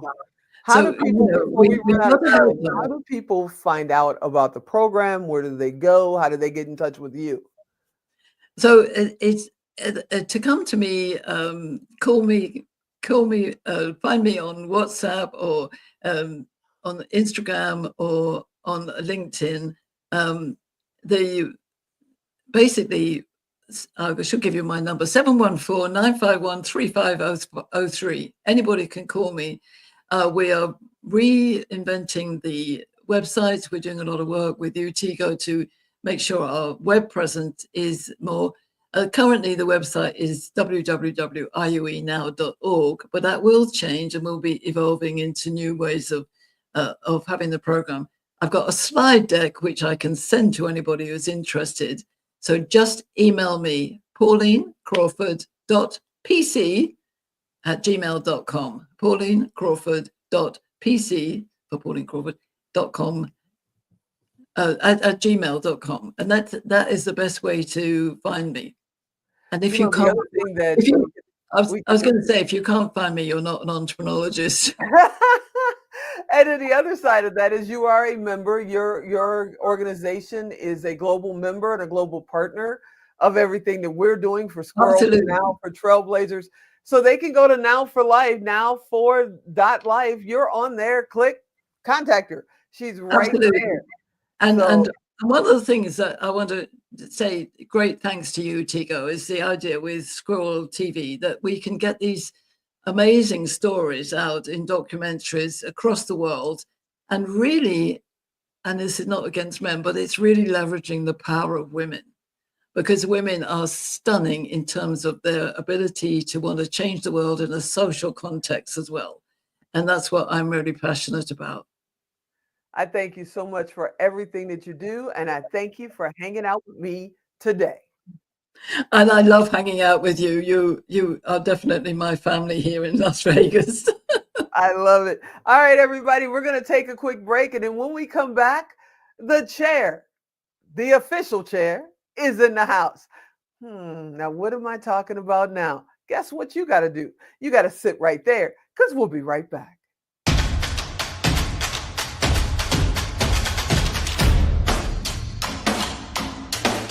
Support each other, love each other, honor each other, respect. International Women's Day will be every day. Social media has opened up a whole new world of jobs, careers, opportunities, especially for women. It's a collaboration, a conglomerate of women coming together to make a difference. We can use our stories for good and use our stories to create sustainable change. God made man first. He created woman just to correct his mistake. It means we've come together, we stand in our power, we are unapologetic on our feminine, who we are, and that we stand together united around the world. Let's elevate each other. Let's learn from the wisdom that we have. And I've never seen more people want to help others than I have right now in our world.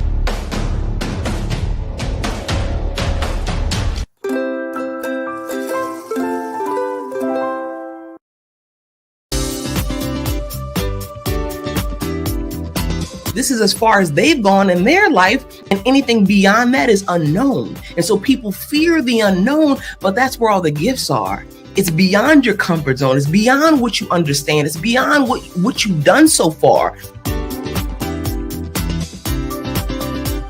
A celebration of the incredible spirit of empowered women around the world.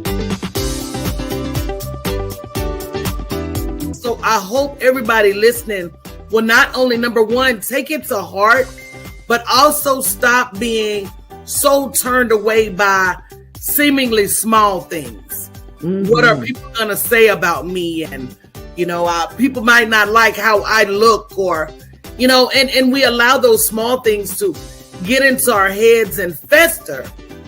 But yet we're living in a time where we have nothing but time and opportunity. Hey, everybody, welcome back. Had to take a quick break. You know how it is. We're doing this show live, and I'm not going to kid about it. And it's my sister coming up next. Coming up next, she is mom, friend, wife, founder. Oh, yeah, and the chair for the Now. What's happening, Wendy L. Cunningham Barnes? We had to say the whole name. You know how it goes. The whole name. Girl, I'm excited. This is awesome.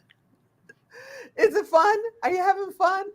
Well, I'll let you know in about 20 minutes. In about 20 Oh, it's always a good time with you. It's always a good time talking to you. You know, I got to ask you, because your day is absolutely full. I mean, top to bottom, you have a ton going on, especially, you know, with the prince at home, taking care of him. But I asked you to come to the Now, and you came. Then I asked you if I could honor you, and you said yes. And then I asked you to be the chair of the Now, and you said, okay. You did just say okay. Maybe that was meant as a nice thing, and you didn't really mean it. But you like how I took you up on it. What made you take us under your wing? You know what?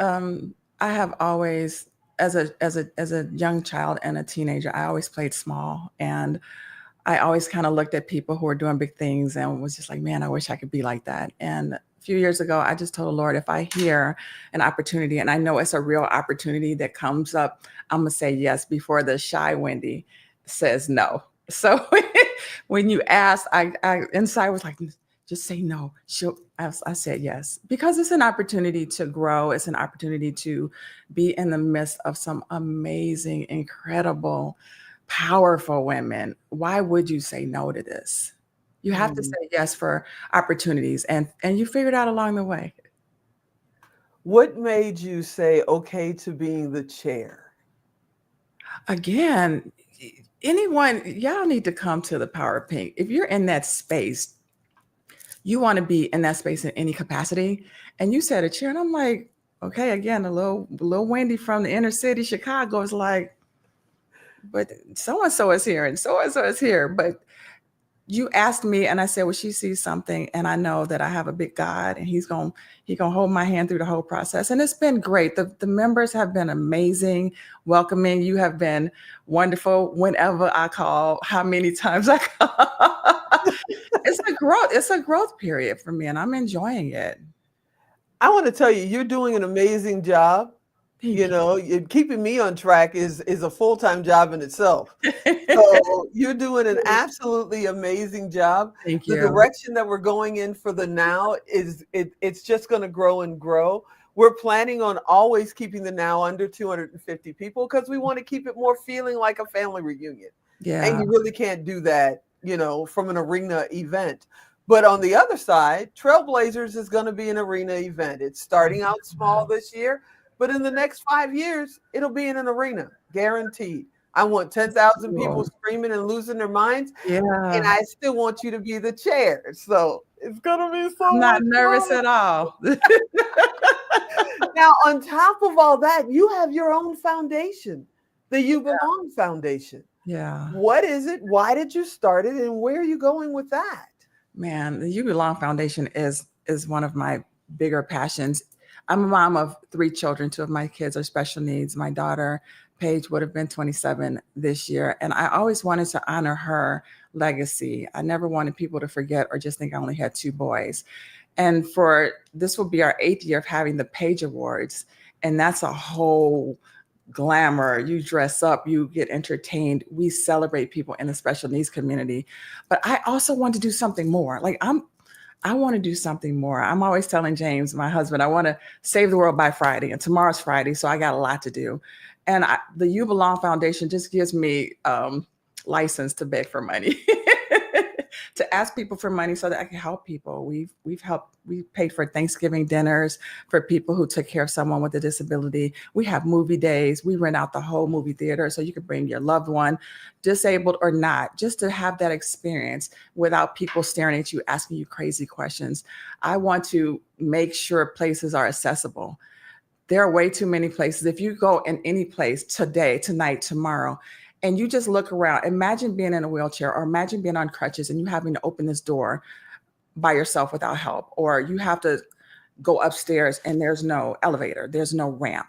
Like, I want to make these changes, and this board that we have is coming up with some great ideas to reach out through the community first and then expand it. Like you said, we want to take this big. We want people in every state, in every country even, to pay attention to the accessibility of people who don't have the ability to walk. They don't have the ability to climb, right? We have to pay attention. This is the strongest group of people in our society. They're getting up every day, overcoming some stuff that we can't imagine.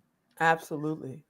You know, you honored me now almost 2 years ago. I can't believe how fast time is flying. Yeah. You know, and I was like, wait, you want to honor me, really? And you honored me at the Page Awards for dyslexia. And what you may not know is I met a young man named William Blake last year at Eric Swanson's events, I believe. And he is a coach for business and entrepreneurs that are dyslexic. Nice. He has a whole dyslexic program. So I definitely want to introduce you. Oh my gosh, But yes. because of you, we decided that I was like, wait, there needs to be something. So I talked to him, and now we're doing this. On January 11th at 9 p.m. Pacific, 12 noon, Dr. Sherry, William Blake, and myself, we're going to do a short webinar to start, but showing people how to own their dyslexia and taking it to being an advantage. And that came from you. Wow. You know, knowing the You Belong Foundation and understanding the different levels of people and nobody really paying attention. Like you said, just opening a door can change a world. Renting out that theater can change the world. You know, you're changing and blazing trails that other people didn't even know needed to be blazed. And I want to thank you so much for that. Can you tell us about why you rent out the whole theater? What's that story?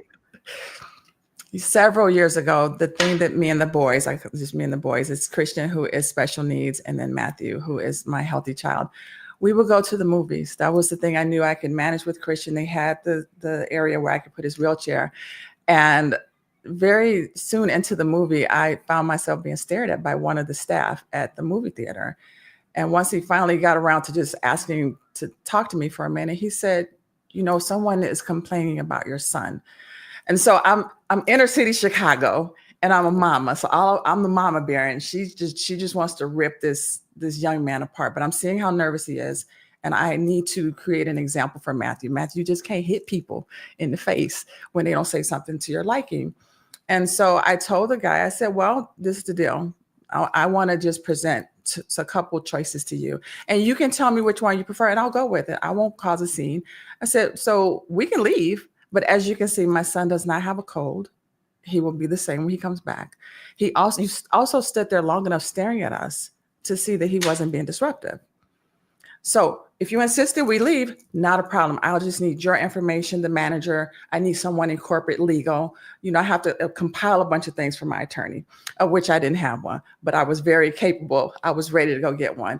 Or if that person complains again, how about you give them tickets? Because I need to teach them. I don't want someone else to come in my space and not have the voice and just leave like someone else did shortly after that happened to us. So we rent the whole movie.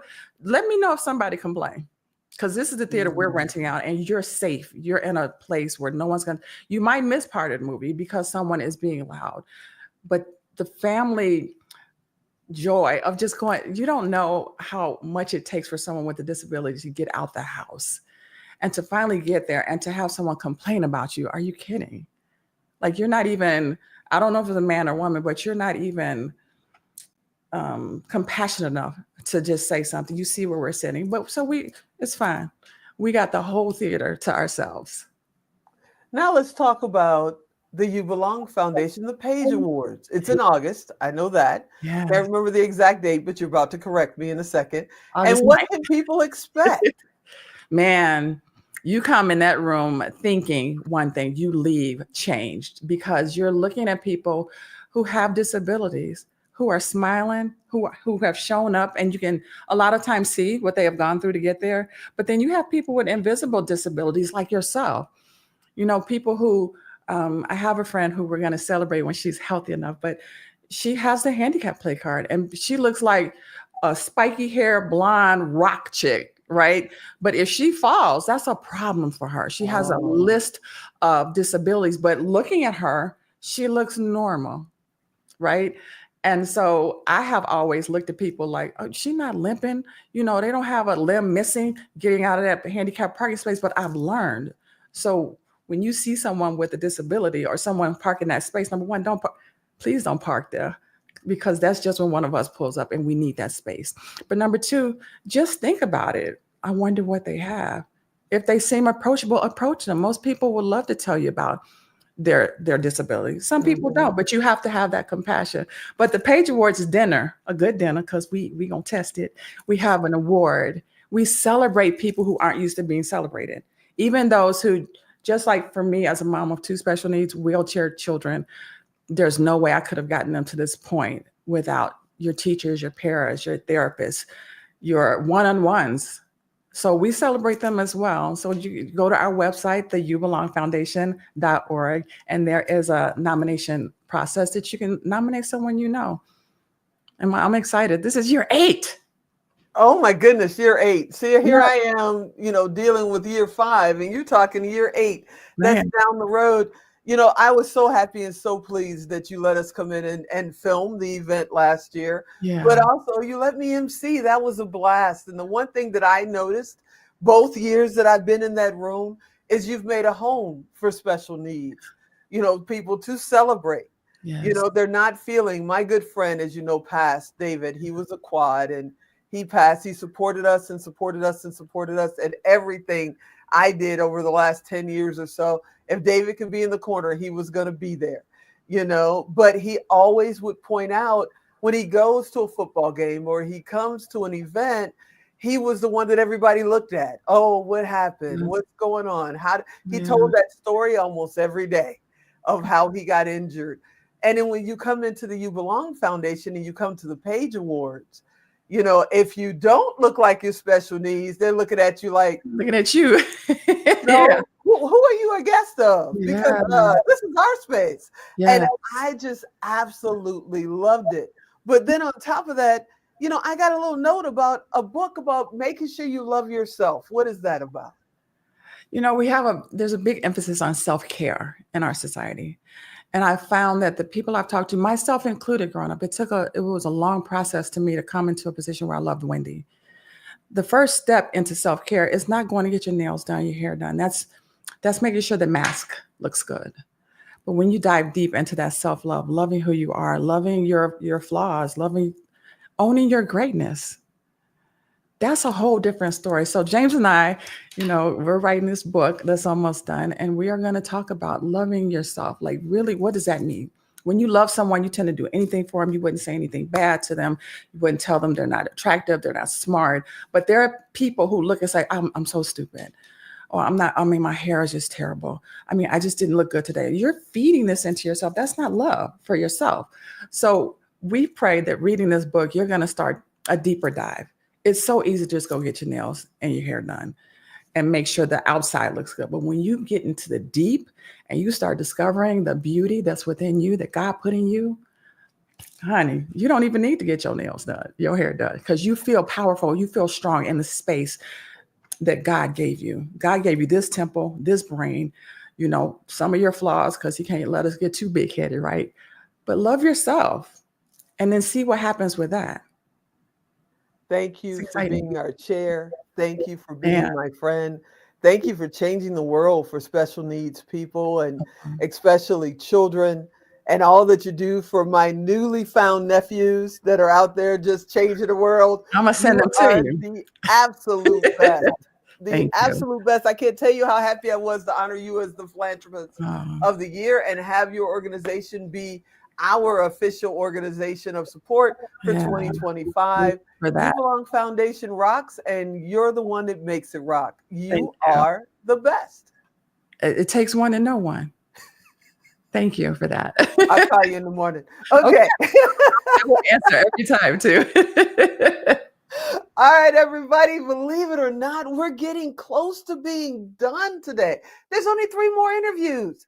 How does it go by so fast? You know, it's amazing. The next event that we're doing like this is full day, and that's International Women's Day. The International Women's Day across the globe is March 8th. And we will be doing International Women's Day. I'll interview with my good buddy. You'll see her a little bit later. Michelle Jewsbury is going to co-host with me. I've never had a co-host before. So we're going to have a co-host this year. And we're going to run interviews from 9 in the morning to probably 6 in the evening. Yeah, like 25 to 29 women are going to come up and talk about what they're doing and how they're changing lives. But coming up right now is a young lady who is truly changing lives in a very motivational, very inspirational, and just you have so many light bulb moments just standing next to her. She's all kinds of positive energy. That's right, Amy Lee is here. What's happening, Amy? Hi. Oh my gosh. What an honor and a blessing to be here with you tonight, Tigo, and everybody that is logged in right now. You'll have to excuse my little raspiness. I've been fighting COVID all week, and you know, I'm just grateful this is via Zoom so I could attend. But thank you so much for having me on tonight. And, you know, I just appreciate you. And I have to give a shout out to my girl, Lady Dame, Dr. Shatira Wilkes. Absolutely. For bringing me in the room and bringing me to now and introducing me to you. She is truly such a blessing, you know, to so many lives. And I'm so grateful for her. So yeah, just. As are you. You are an amazing blessing to all of us, you know, and you are our luminary. We've never had a luminary of the now, and you're the 2025 luminary of the year. And I truly mean it, not just because of your wonderful blonde hair. You literally do light a room, and just standing next to you, you have all this positive energy that just comes out and touches you. And it's like, why? Why is being positive so important? Why do you love motivating people the way you do? And then how does your business tie into that? Well, first off, I just want to say I am over the moon, the very full bright moon, to be the 2025 Luminary of the Year. That's amazing. Came out of nowhere. I was not expecting it. And what an amazing surprise. You know, to me, you know, shifting your thought process to being more positive, it changes your whole life. You know, when people will say like, oh, well, you know, the cup's half empty, cup's half full. I'm grateful to have a cup. You know, you have to really look at the small things in life to be grateful for. And the more that you have gratitude, the more that the universe and God just gives you more and more. And so it's so important to be positive, especially I feel like in this day and age where it doesn't take much to bring you down or to stress you out. And just looking at that silver lining will really change your life and help change your perspective on things. And I love spreading that to others because it's wonderful to see somebody that you know might be struggling, and a simple, hey, your hair looks nice, or I love your necklace, which I do love your chakra necklace, by the way. Tigo. Yeah, thank you. I thought it would be fitting today, so I broke it out. It's very fitting. And Wendy had on that beautiful little amethyst slice. I was loving on that as well while she was talking just before me. And so leading into that, what I do is I incorporate, you know, God's tools. He put all these amazing, beautiful crystals and gemstones and minerals on this planet for us to utilize. And so I love bringing those to people and helping them understand like what they're good for, how they can shift your vibration, shift your life, shift your home, shift your career. And so bringing those positive aspects, definitely, it's a game changer. So Yeah. For people that don't understand crystals, Yes. that don't understand, they see them, they think they're pretty.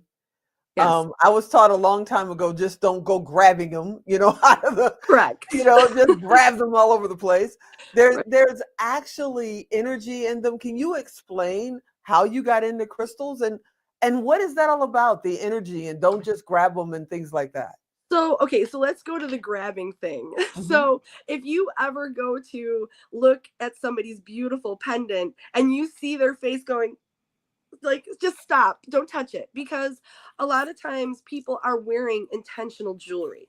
So when someone's wearing something intentional, it means that it's been cleared of any other energies that may have been on it before they put it on. So it's their own personal vibration.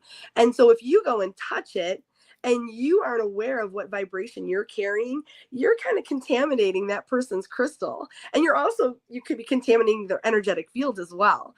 And so, crystals each hold a very different vibration. There's a lot of crossovers, but, to me, each crystal has a purpose, just like each person has a purpose. And I love aligning the person with the purpose of the crystal that'll help their life. And I know some people will think that's a little woo-woo, but if you look at life, everything is energy and everything has an energetic stamp. And whether it's a crystal, an herb, a person, an animal, when you get close to somebody, you can almost feel someone's negativity or someone's joy. And I feel that with the crystals as well. And and so for me, I feel like I'm a facilitator to help bring joy to people and get them out of their funk. And getting into crystals, I was young. When you're a child, I always say, like, God has you do things, and it sets your foundation and you don't even realize it.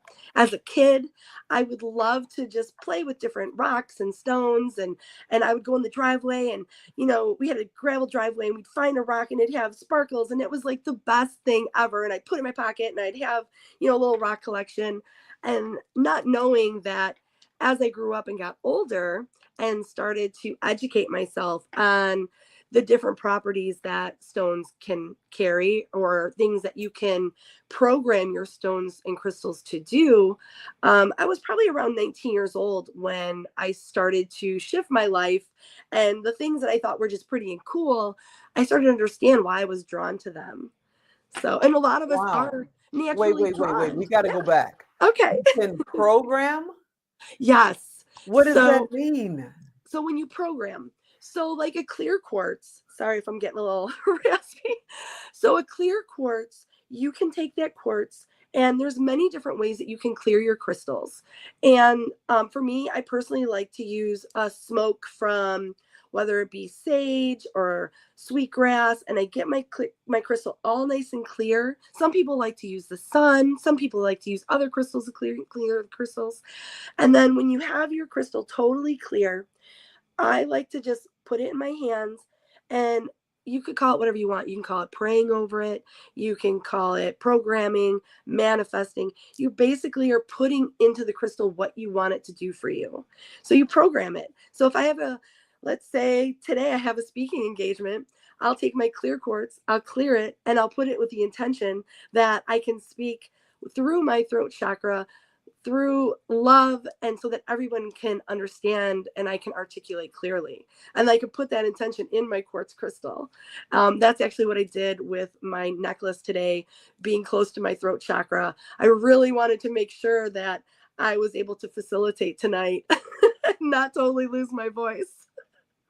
You're amazing. And I know that, and I want to thank you because I've had COVID. I'm a COVID long hauler. So I still, it's been 3 years and I still have COVID issues going on, but I know how hard that can be. And I thank you so much for doing this. You're a true expert. I know you have your own store. I've seen your online lives. You do a lot of that. I would love for you to talk about that for just a minute, but could you also tell us about how do we know if a crystal is real? I mean, you walk into a store on the strip here in Las Vegas, they have something that they say is XYZ. And if you don't know what it is, you're kind of trusting the salesperson. But then you go into the swap meet and they're saying they have XYZ. And you got to trust that salesperson. Yeah. How do you know if a crystal or a stone is real? That is really, man, that's a huge frustration in the crystal, in the industry in itself. And it's hard. I always say go with your gut. If it doesn't feel right, then don't buy it. I would say build a rapport with somebody that you know and you trust, and that you know that they're sourcing their stuff ethically and that they're not selling you something dyed. Like in our store, we do have crystals that are man-made, they're dyed, or they're man-tweaked, which would be like an aura coating. But we have all those labeled. So we're very transparent because people do still like stuff that is man-tweaked or dyed. But we want to make sure that the customer understands that. And there are a lot of people out there that either A, don't know, or they don't care. But I also say, if you're feeling drawn to a crystal, buy it because it's calling to you.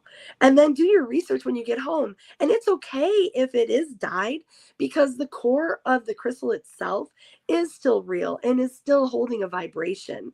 And even stuff that's man-made, it's still going to be made out of silica, which that is quartz. So even man-made crystals still hold a vibration. So I say, if you're feeling drawn to something, if it's not crazy expensive, buy it. If you're unsure and you feel like no, then don't. Really just go off of your gut feeling. Yeah. Is it true that, you want to keep certain crystals away from certain crystals? So there are people out there that do believe that. Personally, I do not. Okay. I don't believe that, in the sense that everything holds its vibration regardless. So if I have 3 crystals and they're all maybe doing polar opposites vibrationally, I'm going to still draw in what I'm meant to draw in. They don't really cancel each other out. They're still vibing. Just like if you, me, and Geraldine were hanging out, we're all still vibing. Even maybe one of us might not be clicking. And so I look at it like that. Like, there are people out there that disagree, which is fine, because the one thing that's really fun about having like a metaphysical journey on this lovely planet is there are no wrongs. It's personal preference. And if you feel like your amethyst and your citrine aren't getting along, then you have every right to put one away, or put one on timeout, is like I call it. I put my crystals on timeout. If they don't work for me, they go in a timeout box. I love that. I love that. So if someone's watching right now, I've been blessed to have people in my life for the last 30 years that know about crystals and took time to explain it and all that. But if somebody's watching right now and they want to know and they just don't know how to start, how do they start learning about crystals? So my husband and I do a Facebook Live show. It's called Gemstones and Jammies. And we're on our little holiday break still, but we're going to be starting our lives back up in 2 weeks. So if you go on Facebook, look up Gemstones and Jammies live sales, and you'll find us. And we do a lot of informational content along with the selling of crystals. Now, if you're a booker and you love books, Judy Hall's books are the absolute most amazing. She has 3 volumes. I always tell people the volume 1 and volume 2 are must-haves in your collection. Volume 3, you're going to be lucky to find about 5% of the crystals in that book. Those in volume 3 are much more rare and harder to find crystals. So if you're a bookie, excuse me, I would do Judy Hall's Crystal Bibles. If you want live sale fun, then I would do Gemstones and Jammies. I love it. She just lights up when she talks about her online business. She just absolutely lights up. That's so amazing. Fun. It's so fun. And, that was our COVID blessing. If it wasn't for COVID, we would have never shifted to live sales. And, again, looking at the silver lining, and I'm like, yes, COVID sucks. It's not fun. Many people lost their lives, and it's a horrible thing. But if I'm going to look at the silver lining, it expanded and it grew my business, and it created a community during a time where everyone was isolated. And I am so grateful for myself to be able to shift and change and be open to new ideas, that I was able to be that person for people that were struggling, stuck at home, and we were having fun and we were selling crystals and getting people their tools. And, it just it was our COVID blessing during such a horrible time. So What advice would you give someone that wants to not just maybe start a crystal business, but wants to start a business and they just don't know how to get going? So I would first say that, right now being in a small boutique entrepreneur, it's a challenge. I would definitely say do what you absolutely love and what you're passionate about. Go into your small downtown, see what is surviving, see what you can bring to the community that isn't already there, and then have it also be something you're passionate about. And I say start small, and also have a Facebook presence. Having both a brick and mortar and Facebook or Instagram or TikTok, whatever, but having the two components really helps you reach a larger audience. I love our brick and mortars, but our brick and mortars are stationary and we can only help the people that come to us. To where if you have a virtual online, you can reach, I'm a global international crystal distributor. I can reach people all over the world through Facebook. And that's something you can't do with a brick and mortar. And so I say to anybody that's starting out, you have to do both. You have to do both and see which one works. And, you might say brick and mortar is fun, but I'd rather just do online. And then you might say online's fun, but I really love the small acquaintance and the one-on-one at brick and mortar. Like, see what you find fits, the narrative that you want. But having both for us has been really successful and just so fulfilling. Why is supporting others so important to you? Because you truly do support. Why? Oh my gosh, because we need to be supporting each other. We need, oh man. The thought of going through life alone and not having that friend to call, or not having a support system, or like this group of amazing people, which I am so honored to be a part of. I'm so grateful for you, Tigo, for creating this platform. It's just so important. People don't want to feel alone. Everyone wants to feel accepted, loved, and I just want to be an example of that. I want people to know that they're loved and they're cared for and they're not alone. And I want to emanate that, and I hope that other people will follow suit, and I hope it's contagious, like my COVID.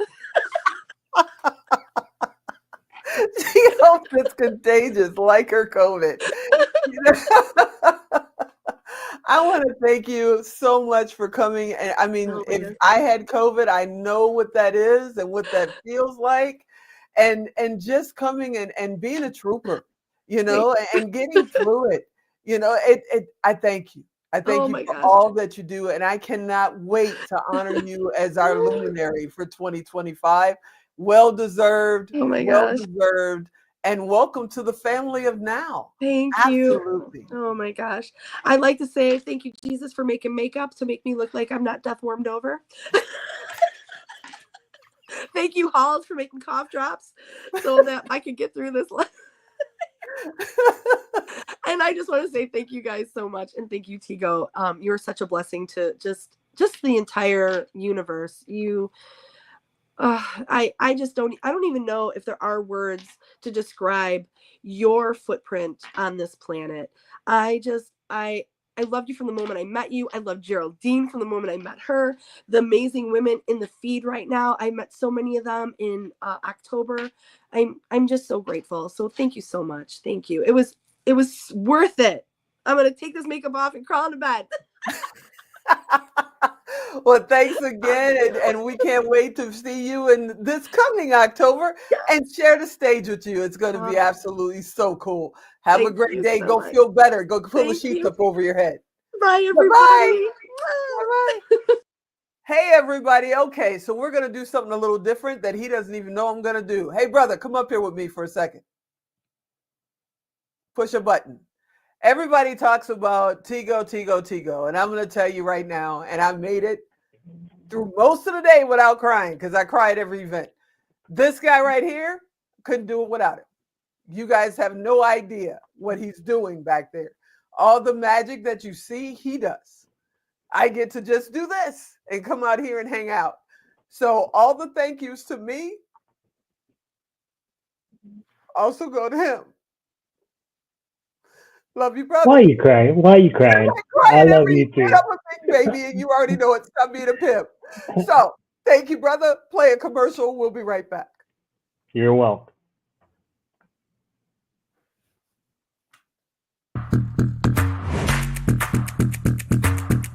The Night at Nine with me. Because I feel like as women, it's so easy for us to get caught up.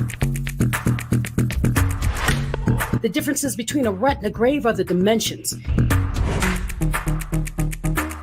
So that means 99% of the people around you are wrong 99% of the time and 99% of everything they believe. Your attorney should make you feel empowered in what you're being told. Your shows are so impactful. You're just a consummate professional, and you take it to the next level. But only broke people think time is money. Rich people know time is not money. I'm Tigo. I'll talk to you next time. Hey, what's happening? Welcome back. Yep, I'm a baby. I always cry at every event. We're all used to it. You know, I cry at least 3 or 4 times during the Now. It's a 3-day event. I average about 1 or 2 a day. It's what happens. But coming up next is a young lady that I met. I think it's been almost 3 years now, 2.5, 3 years ago. I met Marlene at a speaking training. You know, I met her in Chicago at James Dentley Speakers Training, and I was teaching. And I said, oh my goodness, you have the magic. And I told her, when you're ready to come out and speak at the Now and be a part of the Power of Pink, let me know and you can take the stage. And did she ever take the stage? And then I reached out to her again and said, okay, we're doing this member summit. You're a member. Are you coming up and taking the stage again? And she said, you bet I am. What's happening, Marlene? Or should I say, Coach Marlene? How are you? I am doing well. I'm so excited. Oh my gosh. Yes, to be here and just to hear all the phenomenal women that went before me. I just have to tell you, Tico, everything is in alignment. And this is only the second day. Everybody that you've had on here, they've been feeding me. And I know that I'm in this position, right? Because I'm in alignment. Mm-hmm. Coming behind Amy, oh my gosh. I can't even tell you, I'm a big crybaby. You just started me. Oh my gosh. I was okay until you just started crying, having me over here in tears. I'm like, oh my gosh. It happens. He's my little brother, and you know, the work that he does is just, I appreciate him. He knows I appreciate him, but I've been that person in the scene, in the behind the scenes, you know, and I've been with organizations that I felt didn't appreciate me, and I don't want him to ever feel that, because we do this thing together. I just happen to be the one out there, usually in the suits that Sandra Falk has made, but the magic happens because I have great family. Ann has had my back since 1997. Doris has been around and part of our family since 2004. You know, I've had the blessings of having amazing people mentor me and blaze that trail. And that's why I wanted to be a part of your journey and a part of your mentorship and your beliefs of wanting to be on these stages, you know, and then I want to help everybody else that supports me and acknowledge them, because it's important. You just can't walk around and think you did it all yourself. Yes. Come on now. I'm good. I'm not that good. And you know what? The power of collaborations. I just believe in the kingdom. That's why he aligned us, because we're supposed to help one another. We all have diverse gifts, right? But there's only one body. And if we can just have one person, which is you, to be able to connect the women, and we all bring our gifts together, we're going to be able to illuminate and touch so many lives. And I was so excited to hear Camille talk when she talked about who you are, and you are so genuine. You're going to make me start crying, I promise you, because you're so genuine. You give and you care. You know, you're reaching out to me. What's going on, Marlene? Well, I've been like a squirrel for real, behind the scenes, just working away at it because of what I experienced at the summit this past October. You're and I knew I amazing. had to come back home and take care of things behind the scene, really, to just put everything together so I can come out and I'm ready. Tico, when I say I'm ready, I am ready. Well, you better be ready because you told me you wanted to speak today. And I'm not going to take one more minute of your time for your speaking. The stage is all yours. We're virtually giving it up for Coach Marlene Trummel. Take it away. Well, thank you, ladies and gentlemen, for allowing me to be here tonight, because you know what? I am in the right place tonight because I want to tell you that tonight is all about you. I want to talk about the power of you. I know that you've heard the previous speakers on here tonight. That's why everything is in alignment, because in order for you to be able to show who you are to the world, you have to, first of all, discover who you are. I've met countless women, you all, and it saddens me that some of them are so unfulfilled because guess what? They are still searching for who they are. But I tell them, you have everything that's on the inside of you. Tonight, I'm going to talk about 3 of my 7 steps to awaken your inner divine power to create wealth. Why, you may ask? Because Deuteronomy 8:18 tells us that God has given us everything we need. He has given us the power to acquire wealth. I'm a why type of person. I forgot who said, I think it was Camille. I'm a solution-based person. When you're talking to me right away, I'm listening to the solutions. God is downloading the solutions for your life. And so that's why I've created, you all. That's why I've been behind the scenes and at work, the Bold Moves Blueprint, to take you from, number 1, discovering your gift. And from that gift, you're going to be able to create multiple streams of income, not one, but multiple streams of income. And it's biblically based, correct? And the third one is this, because some of us, believe it or not, are walking in our purpose, but you're still unfulfilled. That's because you have yet to tap into your inner power. You need to awaken your inner power. And let me tell you, the ladies that you have heard from tonight, we all are going to come together under Tico's leadership to show you how to take the bold moves so that the position that you're in tonight, when we see you in March, correct? That's the end of the first quarter. And then when we see you at our next event in October, that is going to transcend you into what? The fourth quarter. You're going to be on track so that you can be part of the next, I'm going to say the next awakening that's going to take place. Because I heard what Cindy said earlier today about being in alignment and then being able to just know and being guided by your inner wisdom. And we all know who that inner wisdom is, from God. And I want to be able to show you exactly what those steps are. And quickly, I want to tell you, first of all, the problem is this. Too many of you are letting fear, doubt overwhelm you, and it's covering up your gift. We want to be able to show you how to uncover that gift.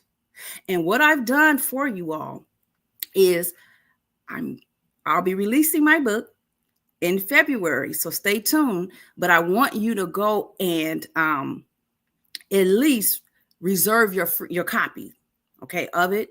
You can go to marlenetrummel.com, go there now and reserve your copy.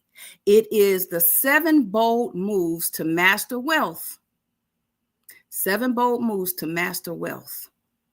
And in there, you're going to be able to really start looking at yourself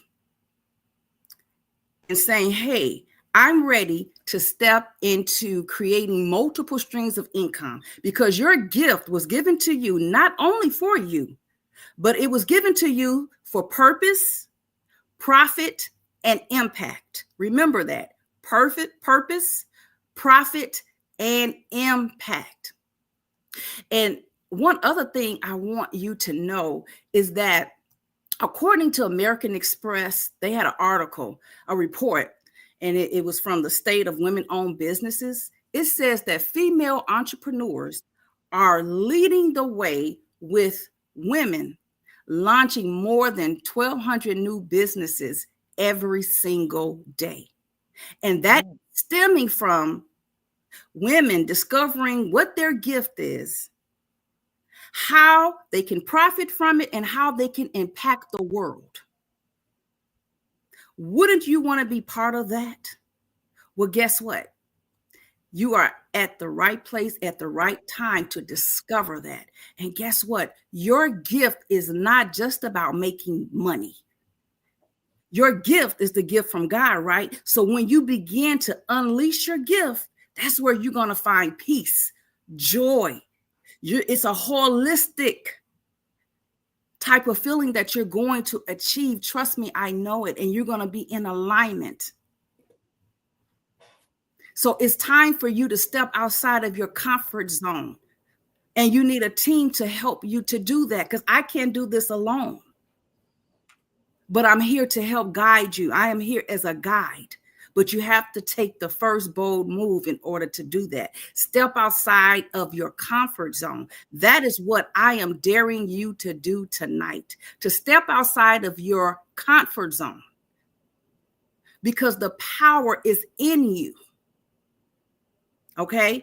The power is in you to take that first bold move. So I'm challenging you tonight to take that. I am excited for you. Go to marlenetremuel.com. Okay, so that you can reserve your copy. And trust me, you'll be hearing from me again. Me and Tico, we are tied at the hips. And absolutely, that we're on here. That's why I had to become part of the Now Power Summit.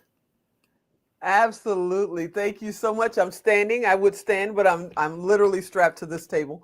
But I am standing. Thank you so much for speaking. The one question that I have, though, is I know why you're the knockout queen. You want to tell them why you're the knockout queen? You know I got my gloves here, right? Listen, you all, I was able to go out. I have my custom gloves here. And on them, it says to get up and fight. And it has my butterfly that's on there, because the butterfly, trying to get here, represents transformation. And the gloves are a reminder to me to get up daily to fight, because back in 2019, I had brain surgery due to a brain aneurysm. And I did not let that stop me. God, it didn't happen to me, it happened for me, because he reminded me that these gloves, I had them from the previous, years and years ago, but he reminded me about these purple gloves, because he reminded me I had the fight that was within me to get up and fight. Because during that time, he taught me how to put myself first, to learn how to take care of myself, because the doctors told me if I didn't, I was going to lose my life. Because 2018 is when I found out about the aneurysm, but I chose not to have surgery then, because I was losing my brother to cancer. My dad had congestive heart failure. I lost him the same year. And also, the third thing that happened, that would be the fourth thing that happened to me in 2018. I found out my mom also had cancer. Her cancer came back. So how was I going to get up and fight having all that on me? And it was kind of hard. I'm a giver. So I didn't have time to be sick. But God said, listen, I'm going to teach you how to let go. Let go and let God. Is nothing you can do. And he also taught me this. And I think somebody said this earlier. I want to teach women how to die empty. The graveyard is the most expensive place in the world. I know we got billionaires or whatever, but I guarantee you there are a lot of trillionaires that are there at the gravesite. So my goal starting today is to teach women how to be bold and to step outside of their comfort zone. So you won't die empty, because I'm taking it personal. Because I know my mom had a lot of dreams, but I know she sacrificed. It was 7 children. She sacrificed for us. She was her own virtuous woman. Let me tell you, she was a seamstress. And I know if I got some old school out there, they know back in the day when I was younger, she knew how to cut or make a pattern out of newspaper. Because we couldn't afford, she had 7 kids, to always go to Joanne Fabrics or Vogue Fabrics to buy a pattern. But she was so creative. When something came to her mind, she would stay up late at night and cut it out of a newspaper. And I know she's passed that creativity down to us. But she had some other dreams I know that she sacrificed because she thought she had time, but she didn't.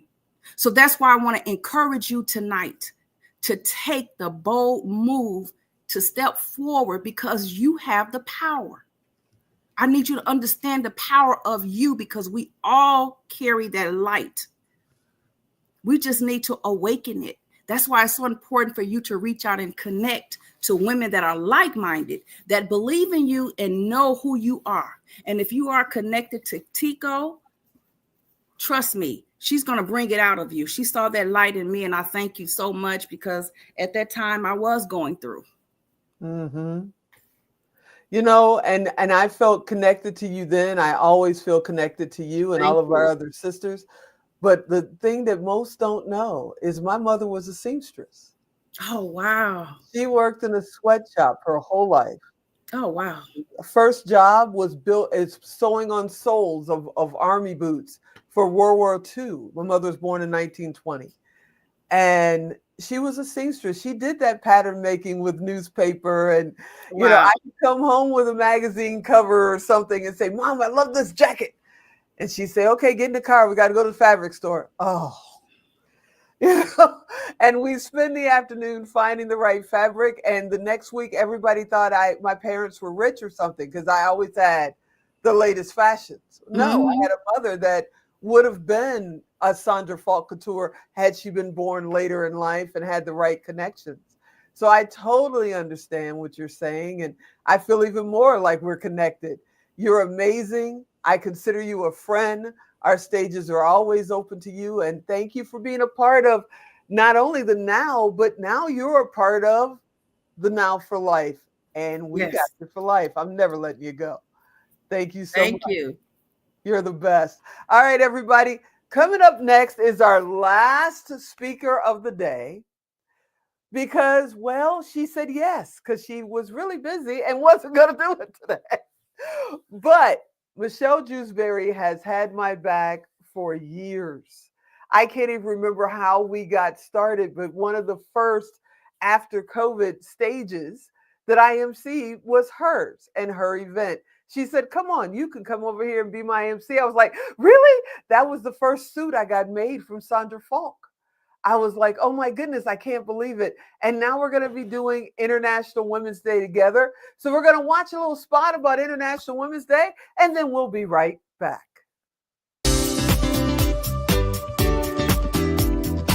This is as far as they've gone in their life, and anything beyond that is unknown. And so people fear the unknown, but that's where all the gifts are. It's beyond your comfort zone. It's beyond what you understand. It's beyond what you've done so far. A celebration of the incredible spirit of empowered women around the world. So I hope everybody listening will not only, number one, take it to heart, but also stop being so turned away by seemingly small things. Mm-hmm. What are people going to say about me? And, people might not like how I look, or, and we allow those small things to get into our heads and fester. but yet we're living in a time where we have nothing but time and opportunity.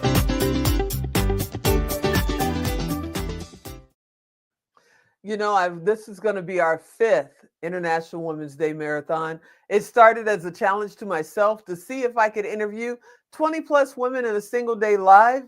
And it was supposed to be one time. And people started asking, well, what are you doing for next year's? And I'm like, what do you mean next year? I was only planning on doing it once. And now we're going into our 5th. I've never had a co-host. And this time we're going to have an amazing co-host and my friend, my buddy. And a lot of times I call her my kid. What's happening, Michelle Jewsbury? How are you? What up, Tigo? I am so excited for International Women's Day. It is going to kick butt, and then we just get to have fun all day long. We get to have fun all day long, and we're going to do it kind of like a telethon because we want to support what you're doing with Unsilenced Voices. So people will be able to support, find out more information, make donations. As we're interviewing, I think it's 24 women all day long. It's going to be absolutely amazing. Thanks for saying yes. Did you know it was going to be 9 hours of your life? No, actually, I did not. I just found that out during our mastermind, and I was like, okay, got it. I got to prepare a little bit, but it's going to be wonderful. We do our own summits and last 6 hours, so just tack on 3 more. I think we'll be okay, Tigo. Oh, we'll be fine. We'll be fine. Can you please share, because I know it is 6 o'clock here, it's 9 o'clock there, and you said, yep, I'll jump on for a few minutes. Can you please share what Unsilenced Voices is and why Unsilenced Voices is? Yeah, of course. Thank you so much, Tigo. And Alan, I know you brought Alan up earlier as well. So Unsilenced Voices is a nonprofit organization that combats domestic violence, sexual abuse, and human trafficking on a global scale. So the bulk of our programming is in West Africa, Sierra Leone. We've done work in Ghana and Rwanda, and of course, also the United States. We have big goals for 2025. Our goal is to build a vocational training center with housing in Sierra Leone and start our initiative in the United States to build a day center with wraparound services. So we definitely need all the help that we can get. So if you're watching, you feel compelled, it is a great organization to be a part of. We were established in 2017 and still going strong. And the reason why Unsilenced Voices, well, Tigo, as you know, portion of my story, I was myself caught in a horrible relationship, and I escaped, began to document that story, and wrote and performed a 65-minute solo play about my experience in 2016 at the Whitefire Solo Fest and the Hollywood Fringe Festival in California. And when I performed on stage, people came up to me and started telling me their stories. And that's when I looked up and I said, okay, God, I hear you. What do you want me to do now? And for those of you listening, that's what's so important, because oftentimes we brush off our stories like we're just fine, or we hear a calling, but we're like, no, I don't think I'm going to do that. If you just say yes, God will open the doors. And I was a bartender, literally pouring Jack and Cokes, and God wanted me to start a nonprofit organization. I said yes. And in 2017, we were established. I did all the paperwork myself. I remember that, and began to travel and talk to people. And there was a Ghanaian doctor that I had met, and he said, please go to my home country. And I said, okay, and packed my bags and traveled to Ghana and continued traveling and expanding. Then 19, I wrote my first book called But I Love Him, and began speaking and coaching. So I not only run a nonprofit organization, I run a for-profit, but along that journey, I started to discover it's not about me. It's about helping other people be able to tell their stories. So that's what I get to do, is help people tell their stories through book collaborations, through publishing their own books, through speaking on stages, creating courses, or creating nonprofits or movements of your own. So that's just a little bit about me. I am busy, but I am working with a business coach to kind of streamline this year. So I have more free time. I do love fun, but I do work hard as well. You work very hard, and you're on some of the biggest stages in the world. You were just here a couple of weeks ago amongst the VIP of VIPs speaking on stage on the Strip here in Las Vegas. You know, you could do that and put your message out there and say, okay, let's just write a big check and send it over to Ghana, or let's, you know, write a check to another organization. Why did you say, I'm going to get in, I'm jumping in both feet and hands. I'm going to do it myself. I'm going to get the team together. And not only am I going to do it from here, but I'm going to do it from there too. Why did you decide to do that? So, like Marlene said, it's about the impact that we leave behind. It's interesting when I talk to a lot of people. We started a new podcast. There's a lot of things going on. Tigo, you and I need to connect outside of this interview as well. But there's people who I speak to that they're so concerned with the day-to-day. They're concerned with how many clients can I get, or how much money can I make this year, versus what impact can I leave behind? What legacy can I leave behind? And I think that our social currency is the future, and that social impact is the currency of the future. And what is your social impact? So for me, I knew that I have a big mouth and I can speak loudly. You can laugh at that, but I speak loudly, and I am bold, and I say things that oftentimes people do not. So I said, why not? So jumping in with 2 feet is the only way I do anything. And that oftentimes has gotten me in some trouble in the past, but I do jump in with both feet. And I said, you know, I get to make the biggest impact by affecting and influencing and encouraging and impacting so many people. You know, I want to do video. It just popped in my head. You know how I am. I have 1,000 ideas, but I want to do video with people, women and men and young people too, just asking one question, you know, why you? Because so many people sit at home and say, it's only me. I can't do anything. It's just me. What am I supposed to do? And what would be your answer when somebody says, well, it's just them? One person can make a difference. Look, guys, I literally grew up in a small town in North Idaho. My daddy was Army, so we were middle class at best. Moved around my whole life. I excelled in high school in academics, but I was a partier. I was an alternative cheerleader. Didn't really have a lot of friends in school. Ate lunch by myself often.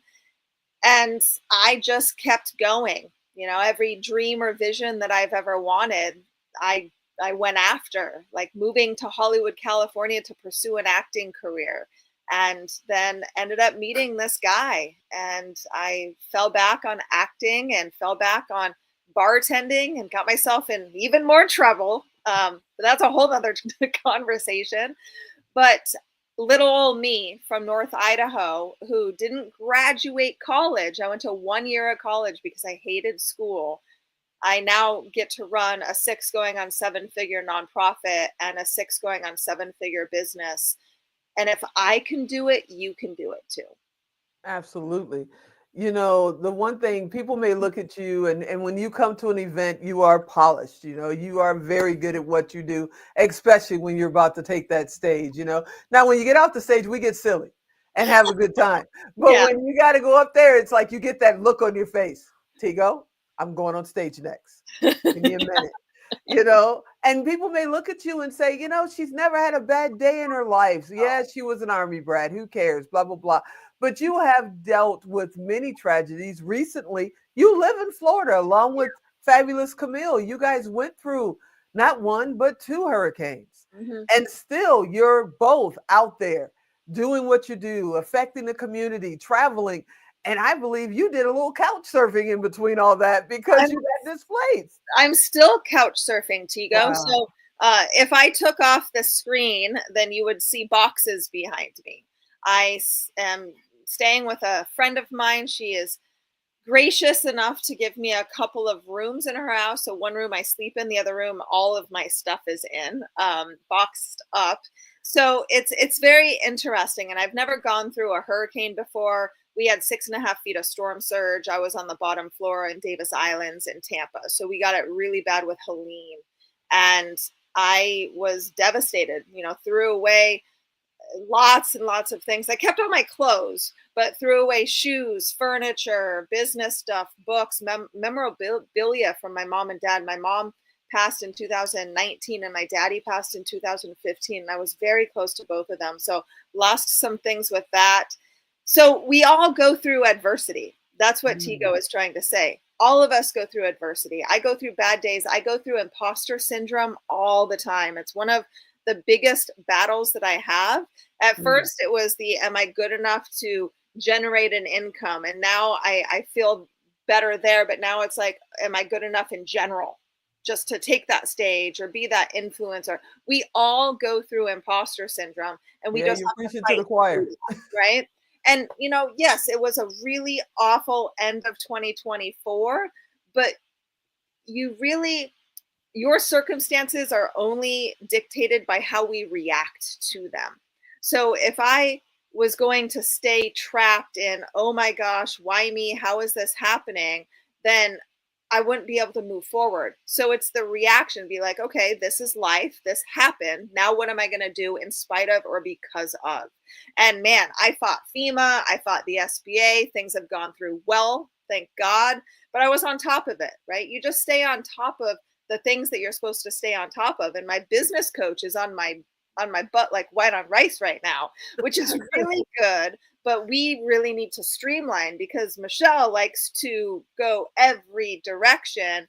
And when I do that, then every pocket or every basket only gets about 25 to 75% of my energy when I can give 150. So that's what we're working towards right now. You're the best. What's coming up for you in the first quarter? I'm not even going to ask the whole year because I know it's packed. So what's coming up in the first quarter? Well, let's see. First quarter.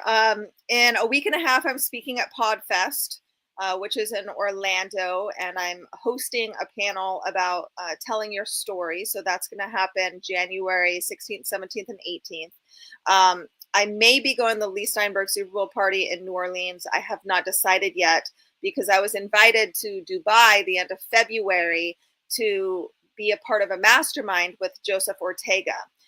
Because of me meeting Joseph Ortega, and if you don't know him, ladies and gentlemen, please go on Facebook and follow him. He's huge in econ. He is just a huge influencer, and he's a huge believer in Jesus Christ. And he's going to help us raise a lot of money for Unsilenced Voices, along with some other people that I was able to meet last year, like Jon Stewart, and a handful of others because of Todd Alt and some of these higher influential, awesome individuals. Let's see, March, I fly March to LA, then I drive to Vegas, Tigo, because thank you so much. Your event is honoring me with the Presidential Lifetime Achievement Award on March 21st. And then the following weekend, I'm speaking in LA at the Biomed Expo. So I think I forgot things here and there. We're also teaching Legacy Camp in the midst of all that. I started a podcast called Voices of Impact, along with a mastermind that we're doing every other week called Voices of Impact. And I'm publishing my second full-length book in February. And then we are publishing our volume 3 of Breaking the Silence, Voices of Survivors in October. So still have a couple spots left for authors there. Good grief. Yep, a little bit busy. And you didn't say Secret Knock. Are you doing Secret Knock in March? Oh, I might also go to Secret LA, Vegas, San Diego, LA. Wow, you're making a circle. Maybe. I haven't decided yet. I still got to talk to Greg, so we'll see. Well, we're going to be there. And Greg will be at Trailblazers because we're honoring him as the change maker. I mean, a lot of the stuff that's happening, even knowing you, and a lot of the people that I know came from being at Secret Knock, from them embracing me and saying, yep, come on, you're part of the family. So I want to honor him as our change maker of the year. The first Trailblazers. I'm on the West Coast, so most likely I will end up going. So. Yeah, you're going. I'm already going to put it out there. I want to thank you so much for making time to come and hang out with us for a few minutes. And I can't wait to spend, 9 hours with you on March 8th for International Women's Day. Oh, yeah, we're going to have a blast, Tio. We're going to have an awesome blast. And who knows where you'll be in the world when you do it. So,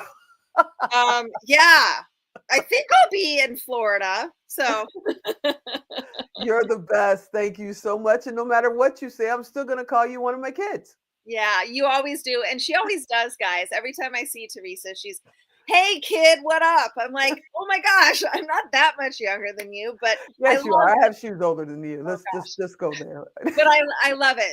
This community is really all about how we can grow together. It's collaborative. It's led by a powerhouse woman called Teresa Goss, along with her fantastic brother from another mother, right, Alan. And it's just this amazing space that we can come together, talk about our problems, talk about how we can help each other and help each other grow, because that's why we want to be here, is we want to grow. We want to support one another. So I know she's going to be kicking me off here pretty soon, but I'm going to plug the book real fast. So if you absolutely take your time. Thank you. If you are interested in telling your story, so publishing your story in 2025, we published volume 3 of Breaking the Silence in October. That means we are looking for authors now. We start monthly meetings in February leading up to publication. So you work with us for 8 full months. We get a lot of exposure for the book. We've been interviewed on ABC Action News twice, Bay News 9 and Fox 13. We've hit #1 bestseller on Amazon and for both books in multiple categories. So please connect with me. Go to michellejewsbury.com. Again, MICHELLEJEWSBURY.com and book a call with me and we can talk about your involvement. Absolutely. And if you guys are driving, don't call me and say, well, what did she say? For anybody that you've heard today, including my kid, Michelle Jewsbury, you can just go to NOW4.Life. They're all members. Click on their name. Their information is there. Reach out to them and say, hey, we saw you on the Member Summit. I want to know more about the book. I want to know more about supporting unsilenced voices. And she hasn't talked to me about the book. We have catching up to do. We have a lot of catching up to do, Tigo. You're the best. Thank you so much for hanging out with me today. Thank you very, very much. Bye, guys. Bye-bye. All right, everybody, that's it. I mean, it's not like International Women's Day. We only did 12 today. It was a half day, but it was an amazing half day for the first summit. And we're going to do this summit every quarter with members of NOW4.Life. We're going to do this summit. So if you want to be featured in the next summit, member summit, go to Now4Life and say, hey, be a member. Click the Join Now button. Now4.Life and join us. You know, that's what it's all about. You want to be, hey, how do I get nominated for a Now? Guess what? You got to be a member of the Now to get nominated for a Now. That's kind of how it all works. You know, and then coming up next week, we have a members event. We've got the Mental Health Hour with Dr. Sherry. We thank her so much for all that she does. And we're going to be, you know, we're not streaming it. We're not recording it. It is a private Zoom meeting. So if you want to be a part of that, again, come and hang out with us, join us and be a part of it, because Dr. Sherry doesn't do this for just everybody. And the information that she shares and the people, how they interact is absolutely brilliant. And if you're not in the room, you're going to miss it. Then after that, we've got, you know, Trailblazers coming up. It's going to be amazing. It's our first ever award. You know, we had to go bigger, not better, but the Trailblazers Award is literally 1.5 inches taller than the Now Award. And it's going to be amazing. We're honoring men and women. Sharon Lecter is our legend. You know, Greg Reed is our change maker. Sir Alex Stern is our pioneer. It's going to be amazing. And then on top of that, we get the privilege, again, thanks to Dr. Sherry, to be able to do another Presidential Lifetime Achievement Award where we're going to honor Miss Linda. You just saw her daughter on, Lady Dame Shatira Wilkes. Well, Miss Linda Wilkes is going to be honored with the Presidential Lifetime Achievement Award, along with Michelle Jewsbury and a few others. We love what we do. We work hard to do it, and we want you to be a part of it. We build families, not just connections, not just networking. You know, I call people Miss and Mr. because 1, I had Southern parents and they said respect first. 2, I'm from the military. I'm a disabled vet. So I'm going to do that. But guess what? They're sisters, brothers, cousins, and we all help each other. As if you're watching the chats go by, you know, Fabulous is out there going, I got to connect with Michelle because she's in Florida and they're doing a lot of the same things with different communities so they can connect together. We hope you join this community. We hope you loved what you saw today.